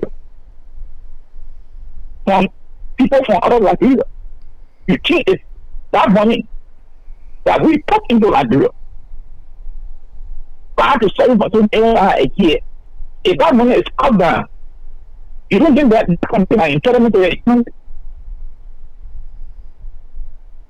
Look at it, Mr. President. This is not time to start attacking other Liberians. There are honest appeal to people abroad to say, my people, I know it's tough everywhere, but you help your country. Right. If there's anything, you help us. We need help ever before. But you go out there to start attacking people in the diaspora because they are unfaithful. Right. So you know, you look until they can send 1 million back or gloves to Liberia. Well, there's a problem. Okay. But the proposal on the part of the person to say that. Okay. All right, Mr. Josh. But I don't want to let me just close on. Let me point one thing. Okay. The security brutality in Nigeria. I said it before. What I said? Because we have government will be accountable for these things, for this, the security institution are doing like this. It is not to use this kind of force. These people are not fighting you. Just so what force are used because the proportion of force that the other person against you. But it's not, this is what we call excessive force is being used by the security forces in Nigeria. Right. Okay. Nobody is saying anything. They are all in defense of the government. The people are hard-headed. Hard-headed. Like people are hard-headed. Yes, because you know what? When the people don't trust you, that when all the things start sparking up. Right. Okay. If the people trust the government, they will obey the government. Right. Yeah, But when the people don't trust the government, this is what happens. So I just want to leave it on that note. Thank Then you. go on now. But Liberians must be very careful. The leadership of Liberia must be very careful. Now the German government is trying to pull out of Liberia. The German Agency for Development is saying that they live in Liberia because while the funds are being misdirected and misused. Thank you. Thank you. Thank you. We pray it all be. But thank you, Mr. Josh. Appreciate it. Samson to Liberian Public Radio. What's your name? Where you're calling from? What's on your mind? Yeah, my name is Michelle from New Jersey. Thank you. Thank you. What's on your mind, man? Yeah, so thank you so much for the show. And thank you for taking the call. Yeah, actually, when the president declared the state of emergency, we knew that he did not, he was not ready for the Liberian people because declared a state of emergency from 6 to 3 with a country that don't have an electricity, no running water, nothing. They just tell you that they were doing it for their own selfish interest. Like right now, if you on the social media and say, one thing is that the internet has made everything very close to us now. We watch it, the social media and things, you will find out that the police, even if you're sitting in front of your house, you're on the post, they say you should be in the house. So my question sometimes is, what makes you be inside the house and not get the coronavirus? What makes you think from 6 to 3 you can't get coronavirus? So from 3 to the next day is when you can't get coronavirus. How do they understand the coronavirus thing to be? Because this is a poor country. If you in the interest of the people and want to help the people, at least can instead of say that emergency from 6 to 5 o'clock. Because from 6 to 5 o'clock, most of the time here in Liberia, you find out that most people only finding their way from 4, 5 to get food. So by 4, if stores can start closing by that time in 5 o'clock, people, at least you can be able to manage your generator, put 1, 2 gallons of gas in it, and then spend more time with your family, and you will get light.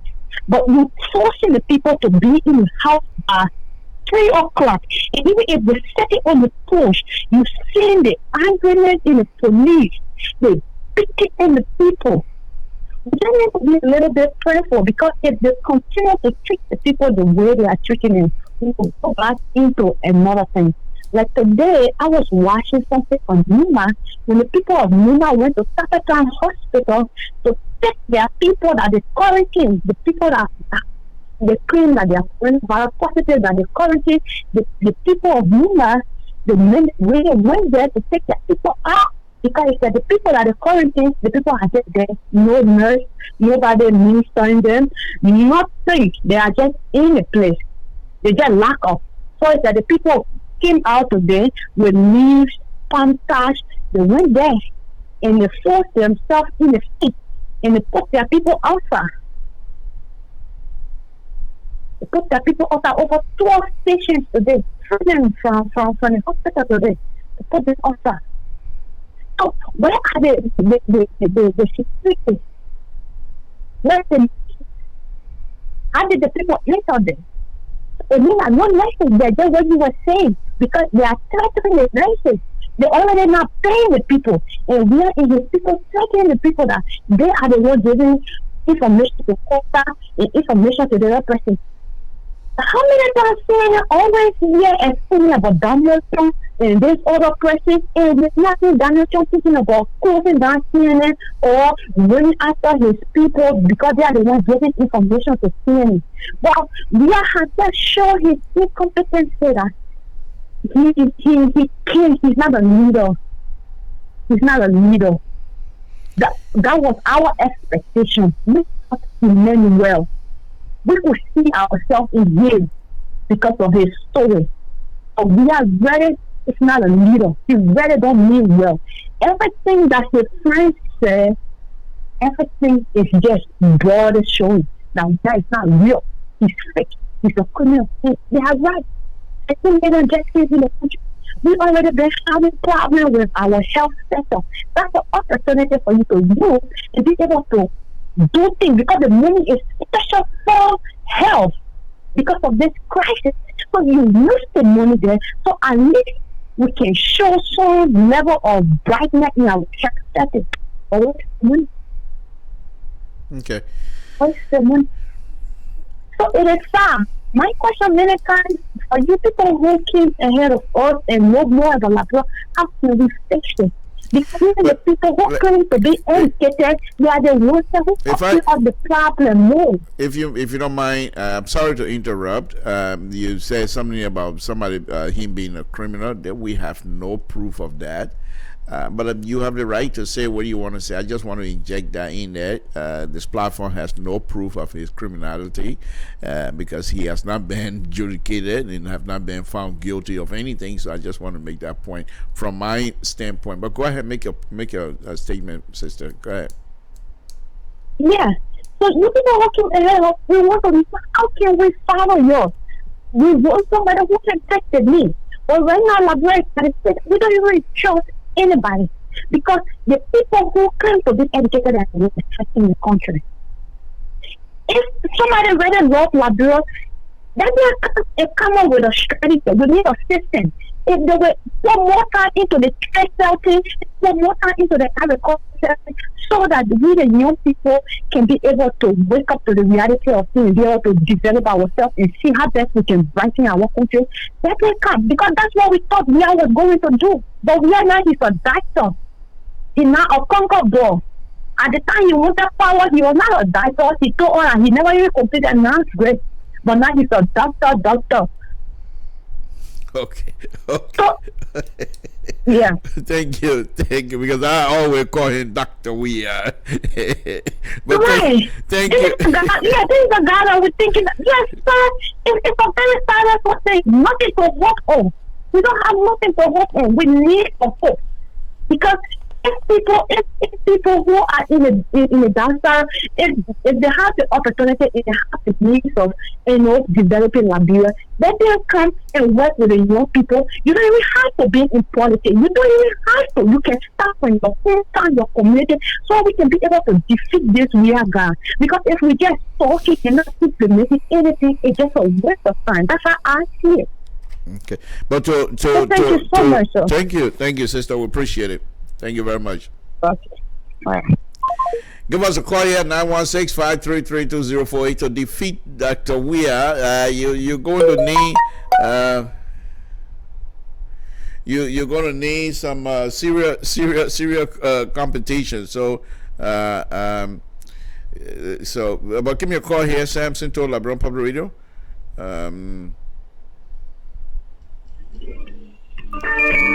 Samson to LeBron Public Radio. What's your name? Where you're calling from? What's on your mind? Jay Dixon, calling from Golden Valley, Minnesota. How you doing, sir? Oh, not bad. Thank you very much. Thank you for calling. Okay, I've been listening to you. I mean, it's going to be very interesting. For me, it's not hard to solicit from people for anything. When you need help from the Liberian people, you can call them, you can, talk with them, they'll do anything for the country. I know that for sure. But the Liberian government is so ill prepared.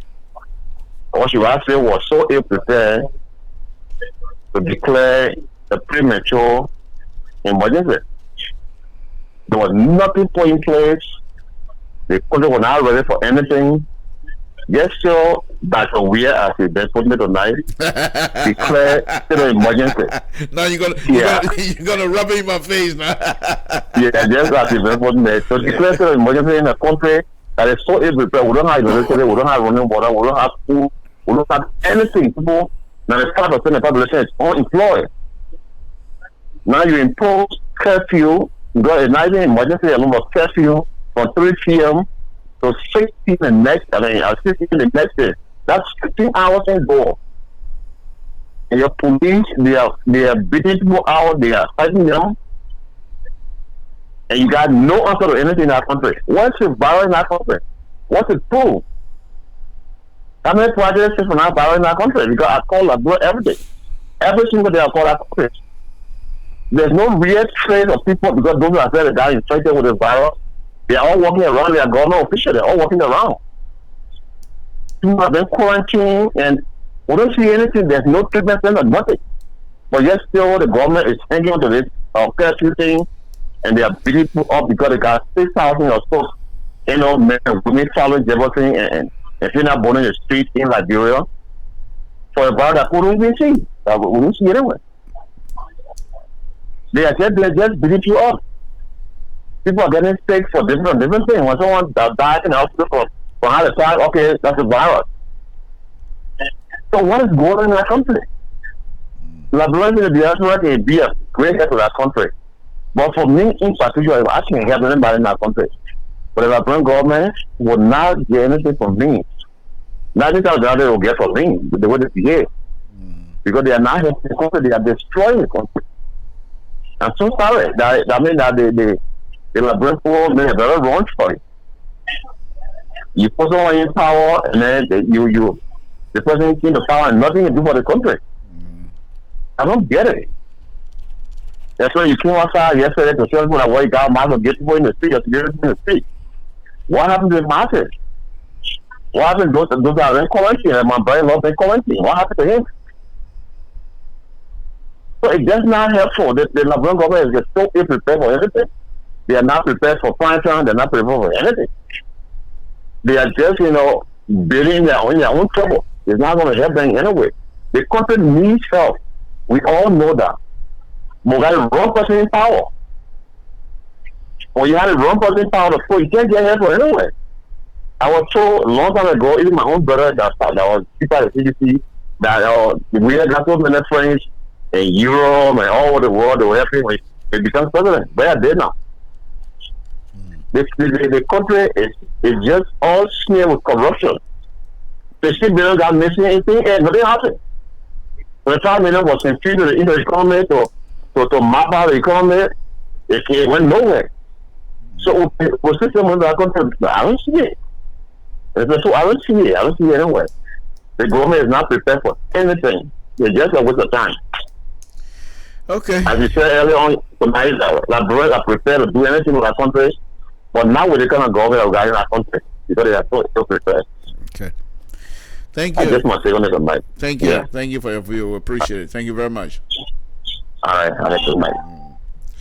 Again, Samson told LeBron Public Radio. Give me a call here at 916-533-2048. And I'm going to try, hopefully next week, I have here a big book here, a lot of sheets. And the trial of Henry Formula, I'm going to try to do that again this time around. Hopefully with audience who will want to engage at that time.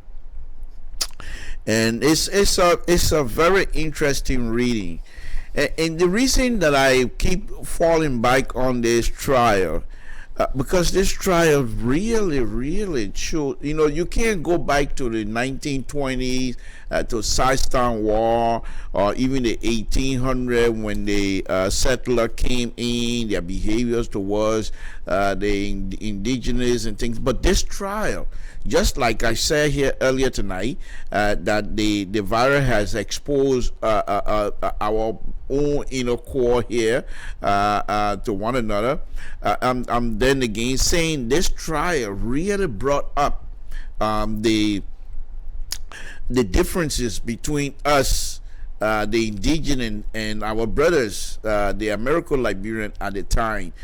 What they believe about themselves and how they think we, the indigenous, should respect and revere them. It's all in here. This trial, because the Attorney General at the time, Jean LPR, made some starting remarks here that I think do. And the good thing now is that when this trial was happening, not many indigenous Liberian was educated, first thing, but now I think the majority of the educated Liberians in Liberia and even outside of Liberia are indigenous Liberian, if I may use that word, not to separate or try to put other brothers on the other side, but I'm just being very factual here tonight. So I think if we can do this with this type of platform that we have, not necessarily every night come out here and say who's doing what and who's eating cassava leaf, who ate my father rice and what have you, and then go into these things from a historical background and address this trial for a purpose of enlightenment. I think it will do us a good, because there are some smart people among us, some smart young Liberians, and I would advise or ask, if I may, to say if these brothers and sisters can go on Google. It's in a PDF form already. All you have to do is go on Google and put in the trial of Henry Formula, and you will find that. Samson told LeBron Public Radio, what's your name, where you're calling from, what's on your mind? My name is Mr. Mason. I'm calling from Fort Texas. Oh, thank you. And what's on my mind? What on, my brother? Did you say Total? I said Fort Worth, Texas. Oh, I wish you said Total. Go ahead. That's me crazy. Go ahead, my brother. Go ahead. When you say what's on my mind, there's a whole lot of things. But the main thing I was stressed about today is this state of emergency. We will blame the president. Because he's the head. Right. I blame the president. I hold him responsible, because whatever happens, even if it's not with his consent, he needs to take the appropriate action if he disagrees with it. If he doesn't take action, it's on him. We all will hold the president, but when we do that, we need to step out of the cycle, look in, and ask who are doing these things. We are Liberians who do these things to each other. Not because the president said there's a state of emergency. Function to 1985, after the Kuangba invasion, Samuel Kanyado put in a state of emergency with the shoot to kill order. I was in the police force. There was not one person shot and killed by the police. Because at that time, most of the people in the police force were trained from the previous regime and has come into this time and was still working on keeping a good moral system with the public. Okay? Now, also doesn't say that these so-called security in Liberia are Liberians that are shooting Liberians, beating Liberians, wasting hot water on children. And the president and his lieutenants are doing nothing. When we take back again, and I will back the president on this, I will be in the president's corner. He called for a state of emergency, not abruptly. He told his lieutenants, and they discussed it. Never one of them got up to go and sit down and draw a security plan. This is the security plan. No, they had not one security plan to present. They had not one economic plan to present. All these people agreed that a state of emergency was to be forged, but now one of them had a plan to present to the president. What was presented 4 days later, or after the legislatures have said, well, you want a state of emergency, you got 7 days, but we need a plan. Then before they want to start to draw a plan. This is to tell you how they prepare. The lieutenants that are. I agree, the president if he's out of the cycle, he's out of his arena. The president arena is full. You put George Weah in the soccer arena to strategize and win a game, he will do that. He has the mind, he can make it happen. They took him on that side and they put him in a place where it's very foreign to him. Very foreign. And then they leave him and hang him up to dry. All the failure that is coming on, like somebody was saying, we say the educated post-war. These are the kind of educated people that will write in our government that is fooling and misleading the poor. These are the people that cannot stand up and tell George Weah, no, this is not right because he depends on them. Maggie, what Maggie know about government? He's in government. Now in a position where he has to give the president's directive, or advice. And he can't even advise himself. Samuel Tuwe all of a sudden is up in finance minister. Finance minister taking care of economy. He doesn't even know what to do about resuscitating an economy that is drowning. Book knowledge is different from practical knowledge. And these things are the one that is strangulating and is crippling our society. You got people in positions. And poor George Weah, he doesn't know who is appropriate for any position because as far as he's concerned, he used to his friendship thing. George Weah has always been the friendship kind of man. And my friend, Ron King's Lodge went down in the water. And my friend, Ron King's sports store went down in the water. Oh, something you, my friend, you didn't have a GM professional went down in the water. This man is a friendship man. He built everything on friendship. You're not his friend? No. And you can tell him the truth, he think you're his enemy. So let us leave George Weah. George Weah got 3 more years. If the Liberian people think George Weah is doing good, they will be elected. I think it's time that we start talking. And listen to George Weah saying, you're not saying we will get over the radio and over the social media and say 1 million or face mask. at the same where she talking about he's running his project, he's the president, running project with government money. This is to tell you how naive and how small-minded the boy is. Yeah, You're killing me. that's how small-minded the boy is. You're killing me. But- I'm My telling brother, you, can't you tell? No, listen. Wow. Some of you should be able to have a degree in George Weah, because your description. These are things that we cannot say on the type of platform, my brother. So please, he's our president. I mean, to be honest with you, he's our president. So let us try our best. I know you're being truthful to you, but I'm just saying that. I agree with you, something. We can't be discussing our president like this. Right. But people who put these things out at this time, what I hear the title. What I told you people go back to remember journalism thing. The second thing the president was doing is saying stop publishing. It's taking a background. Right. You think anything when the paper came out to the public? No. People sat down and pray under the hood. People didn't even see it. There are a lot of things that president there that the press secretary buried. You can push it up. Don't publish it. Right. Do not publish it. They let that publish it. So you got a man who everything is on, they want to put it up. The man won't compete with people who are not in a position of authority. He want to you don't compete with people. As a president, you can't be out there just you leave that to the other people. Let other people find that battle.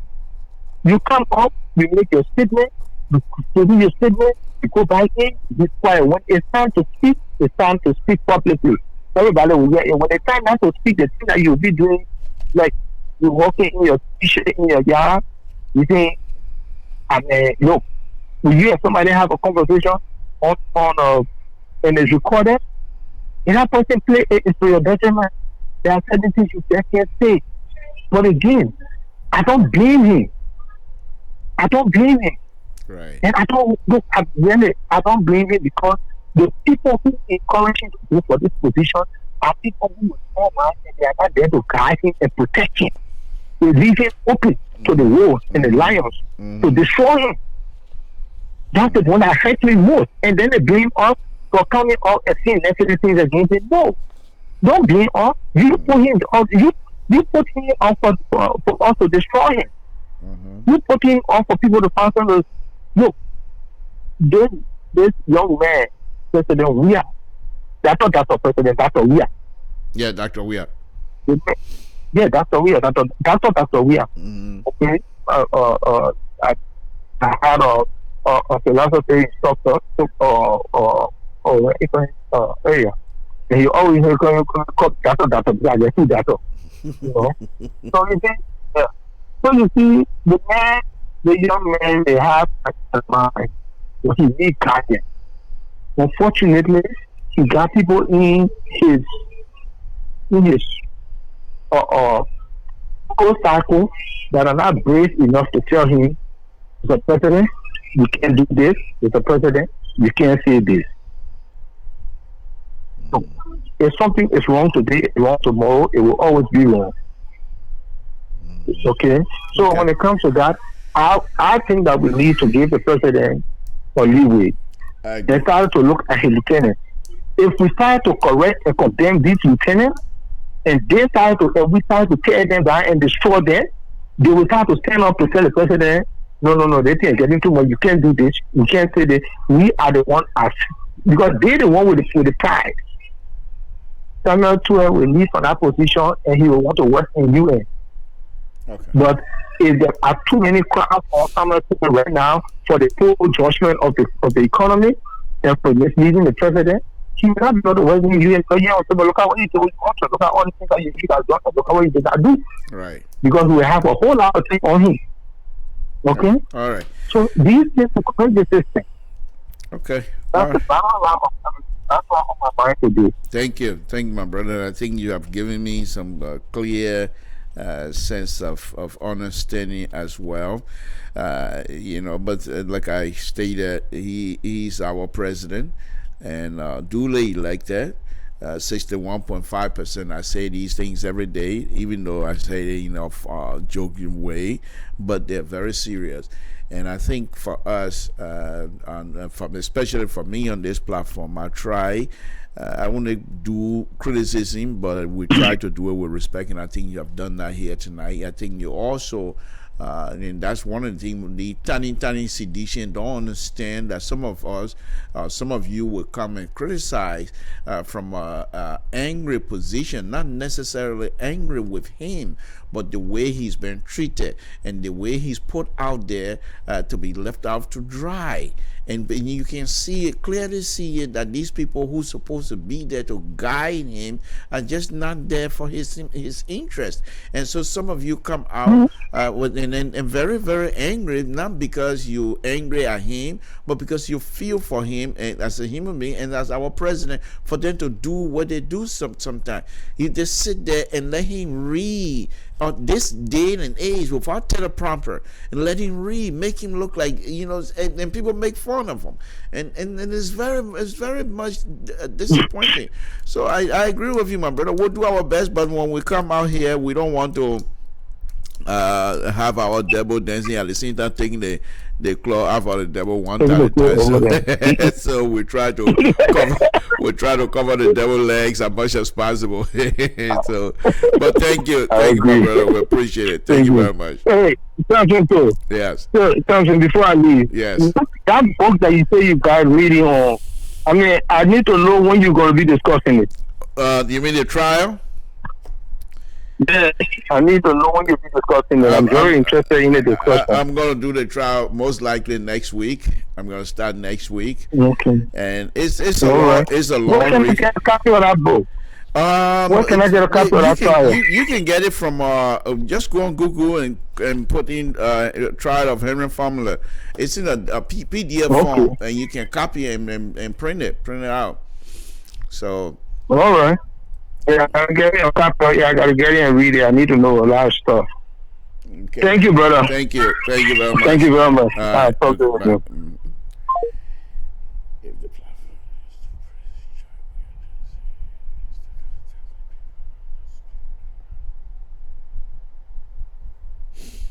Okay, good, plenty. I don't know that one. That one business, my man. Everything I'm gonna do, to kind of everybody will be happy. But anyway, no, on a very serious note, thank you very much, folks. We're gonna take leave of you here very shortly. I want to thank you all, and let me now go ahead and take the number down, so that I will only be able to do this reading here, and Dr. Weir's picture is still gonna be up. So let me just whet your appetite a little bit, like I stated here. Come next week, I will be doing the trial of Henry Formula. I will be going to part one. They have, how many parts they have? Part one, and too many of them. But anyway, so let me just start here. The first one here, I'm not starting tonight. I'll start next week, but I'm just going to whet the appetite here. And like as I was saying here, this is a very interesting reading, to be honest with you, because even though you have to be very careful as I come out here to read it, come with me with an open mind. Don't come into this reading with taking side, conquer, country. If you do that, you're not going to serve yourself well. Because at certain times, certain languages that are used here, if you Congo, you come here to be Congo, you get vexed. If you come here to be countryman, you get vexed. But if you come in with an open mind and say, I just want to take it in and see what it is, you will truly, truly enjoy. Because the stage these people were on, it was a national stage. It was a national stage. However, the way they approach each other, no violence, but they were actually going at certain philosophy in terms of who, not so much of who's have the right to be a Liberian, no, but why are we, so if we're brothers and sisters, why are we having these kinds of conversation? It was very interesting. We're talking about back in 1968. Okay, and the person at the head of the harm, he will not take any kind of dissent. Tubman will not allow you to be a dissenting voice. Not necessarily he's going to kill you or anything, but they're going to exercise you. They're going to push you outside of the ring.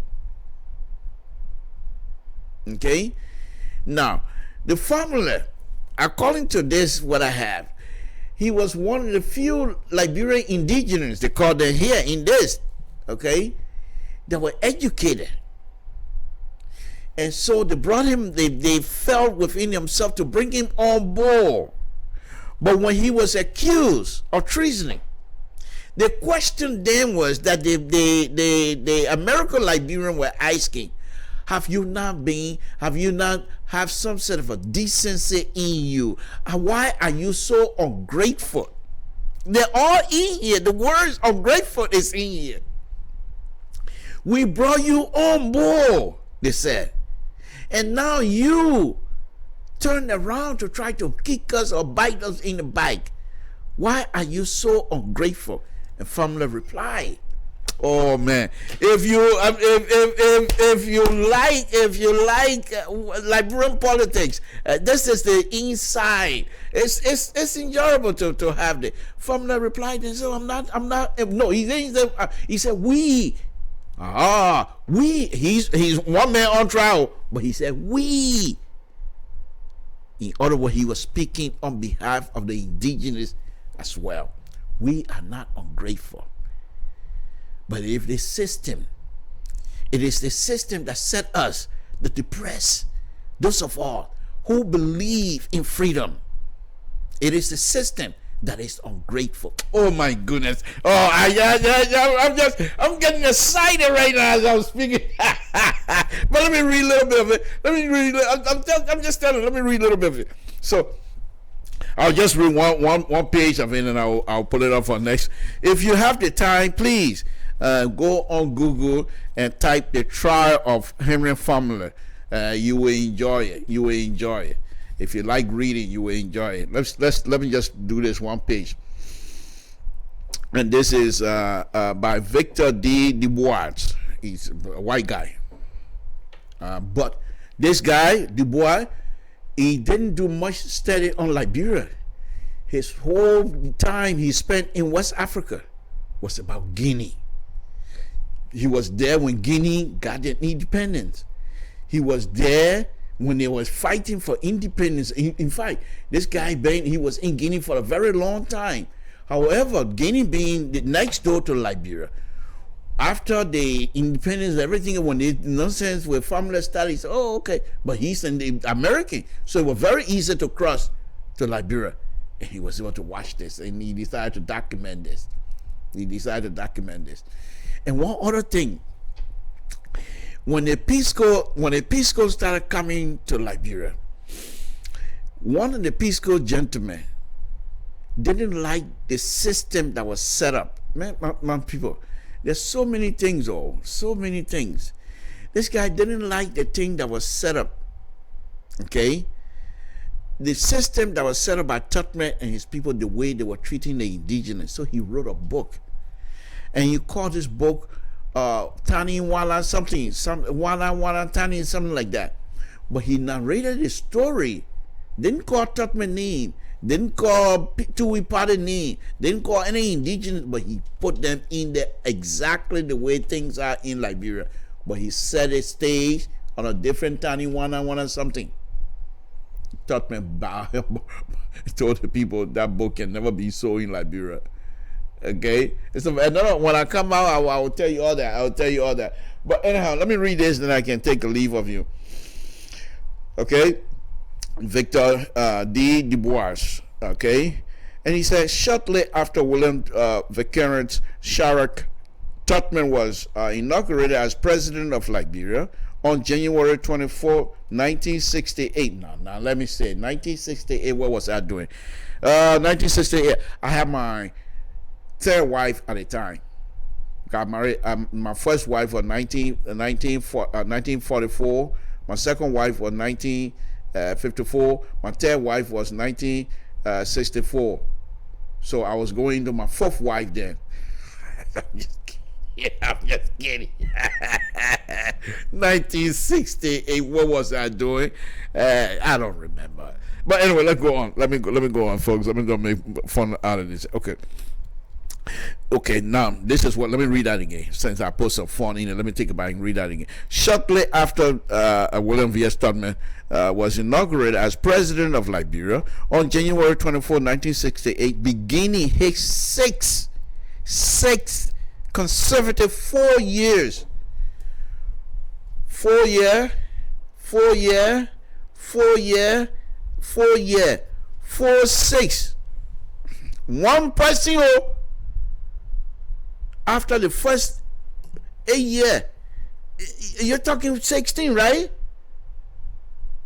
What other idea do you have that were not brought up in your second year, that you're going to stay there all that time? Oh my people. 6 consecutive 4 year term. The Liberian Foreign Services has had become its custom, gave a reception in his honor. Speaking at that function, listen to this. Speaking at that function, the president praised Liberia's ambassadors, saying that with one exception, they have rendered great service to their country. The exception, noted President Tubman, was an ambassador who had interfered in the domestic affair of the nation to which he was accredited, and who had even employed a member of that country opposition party in the Liberian embassy, declaring this to be a violation of a Foreign Service Code. The president hinted that the ambassador, whose name had not been reviewed, would soon be dismissed for misconduct. Aiding any ambassador who participated in this practice of the nation to which he is designated is not fit to represent Liberia. That was the stage it was setting up.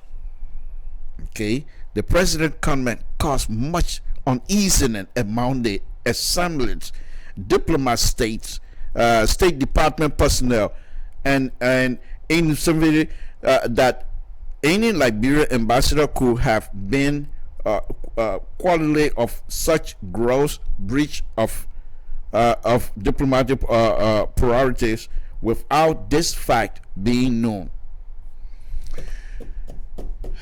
We were going to it. Let me see. Let me whet your appetite this for a little bit. The grand, no, when we grows a grand jury, but let me go to a wet family. Say we are not ungrateful. I don't need to waste of time. But anyway, the prosecutor, LPR, they were all there, and it was very interesting. But one of the things that when you start reading the paper, you will find is that family was not somebody to push around. The way they describe this guy, son of a warrior, warrior. You can't push him around. Big guy. I bet you if you try to wrestle with him, he will knock you down quick. Big guy. You can't push him around. And he brought that kind of spirit along with his educational background, the statures. We just said when he stood up in the courthouse, people, he demanded respect, and they did. They gave him a respect. But he was not about to back down. But we were going to it. Samson told LeBron Pabrido.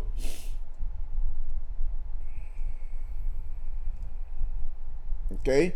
So I want to thank all of you again this evening to say thank you very much. Mr. So will be on here very shortly. Thank you. We appreciate all of you. Again, once again, the point here tonight is not to criticize. We do these things with respect. Even if we're going to criticize, we're doing it with a clear understanding that Dr. Weah is our president and he must be respected at all times. That does not negate the fact that if we have questions we want to ask, we will ask. If we feel we want to say something with this platform provided to us by the Liberian Public Radio, we will do that. We are not going to give our rights in the face of whatever it is, but we must do so with respect. We must come with these kinds of platform with responsibility when we speak. We must take responsibility of what we're saying. At the same time, respect each other and respect the view of others. All the time, that I would say, let's try to find solution. The question to you, Liberians in the diaspora, you're not young, most of you, you're quite aware of the Liberian history. In your lifetime, most of the issue we face in Liberia always start from the diaspora. So if the Liberian diaspora had known to bring problem to Liberia, why can't they be known to carry solution to Liberia? But we fight among ourselves here, even here in the diaspora. In the diaspora, I'm not too sure what are the fabric of our being as Liberian. What is no longer as strong as it used to be when our older brothers were here going to school at the time. I'm not too sure what it is. But let's find solution as a group. Let's find solution. See if we can even use the same platform to give solution. Even if they don't listen to us, that's fine. Like for example, I'm an engineer. But most of you know already. But when I used to do the road issue here, I would tell them the part that is wrong, and I would tell them the fix. Whether they listen to me or not, it doesn't matter. But once I come out here to say this is not right, and that my area, I tell you what is right. Whether you listen to me or not, that's up to you. So I will leave you as that, and I'll say good night to all of you. It's been a wonderful, wonderful Friday afternoon. Let me see. Is my door open? I come in to sing a song, but I want to know whether my wife closed by the door. Okay, she on the other side. Friday night, just got paid, but I can't go out because of coronavirus. Friday night, just got paid, but I can't go out because of coronavirus. But I hope the fire go quick so I can go out Friday night. Good night, folks. Thank you for joining us. We have a wonderful, wonderful Friday. Please stay safe. Stay safe in your area as well. Good night.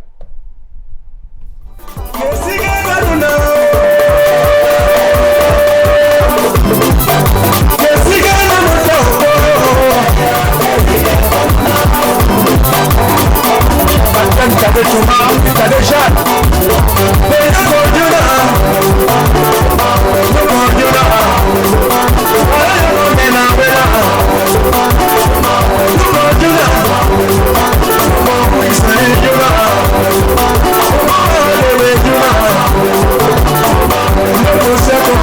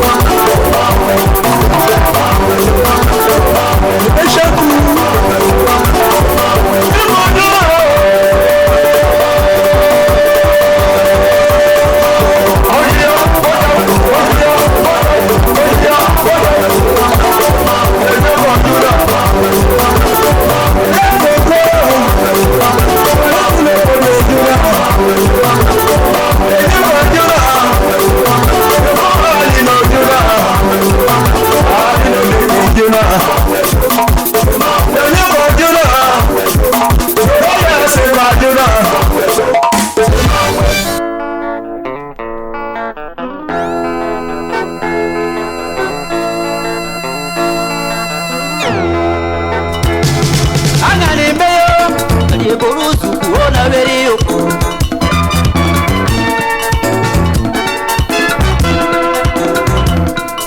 Oji besayo Nukuro borusu ona verio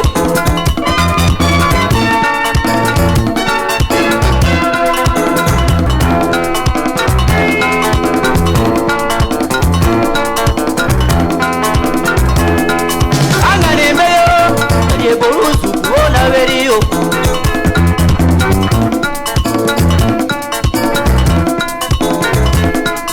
Angane meyo Nukuro borusu ona verio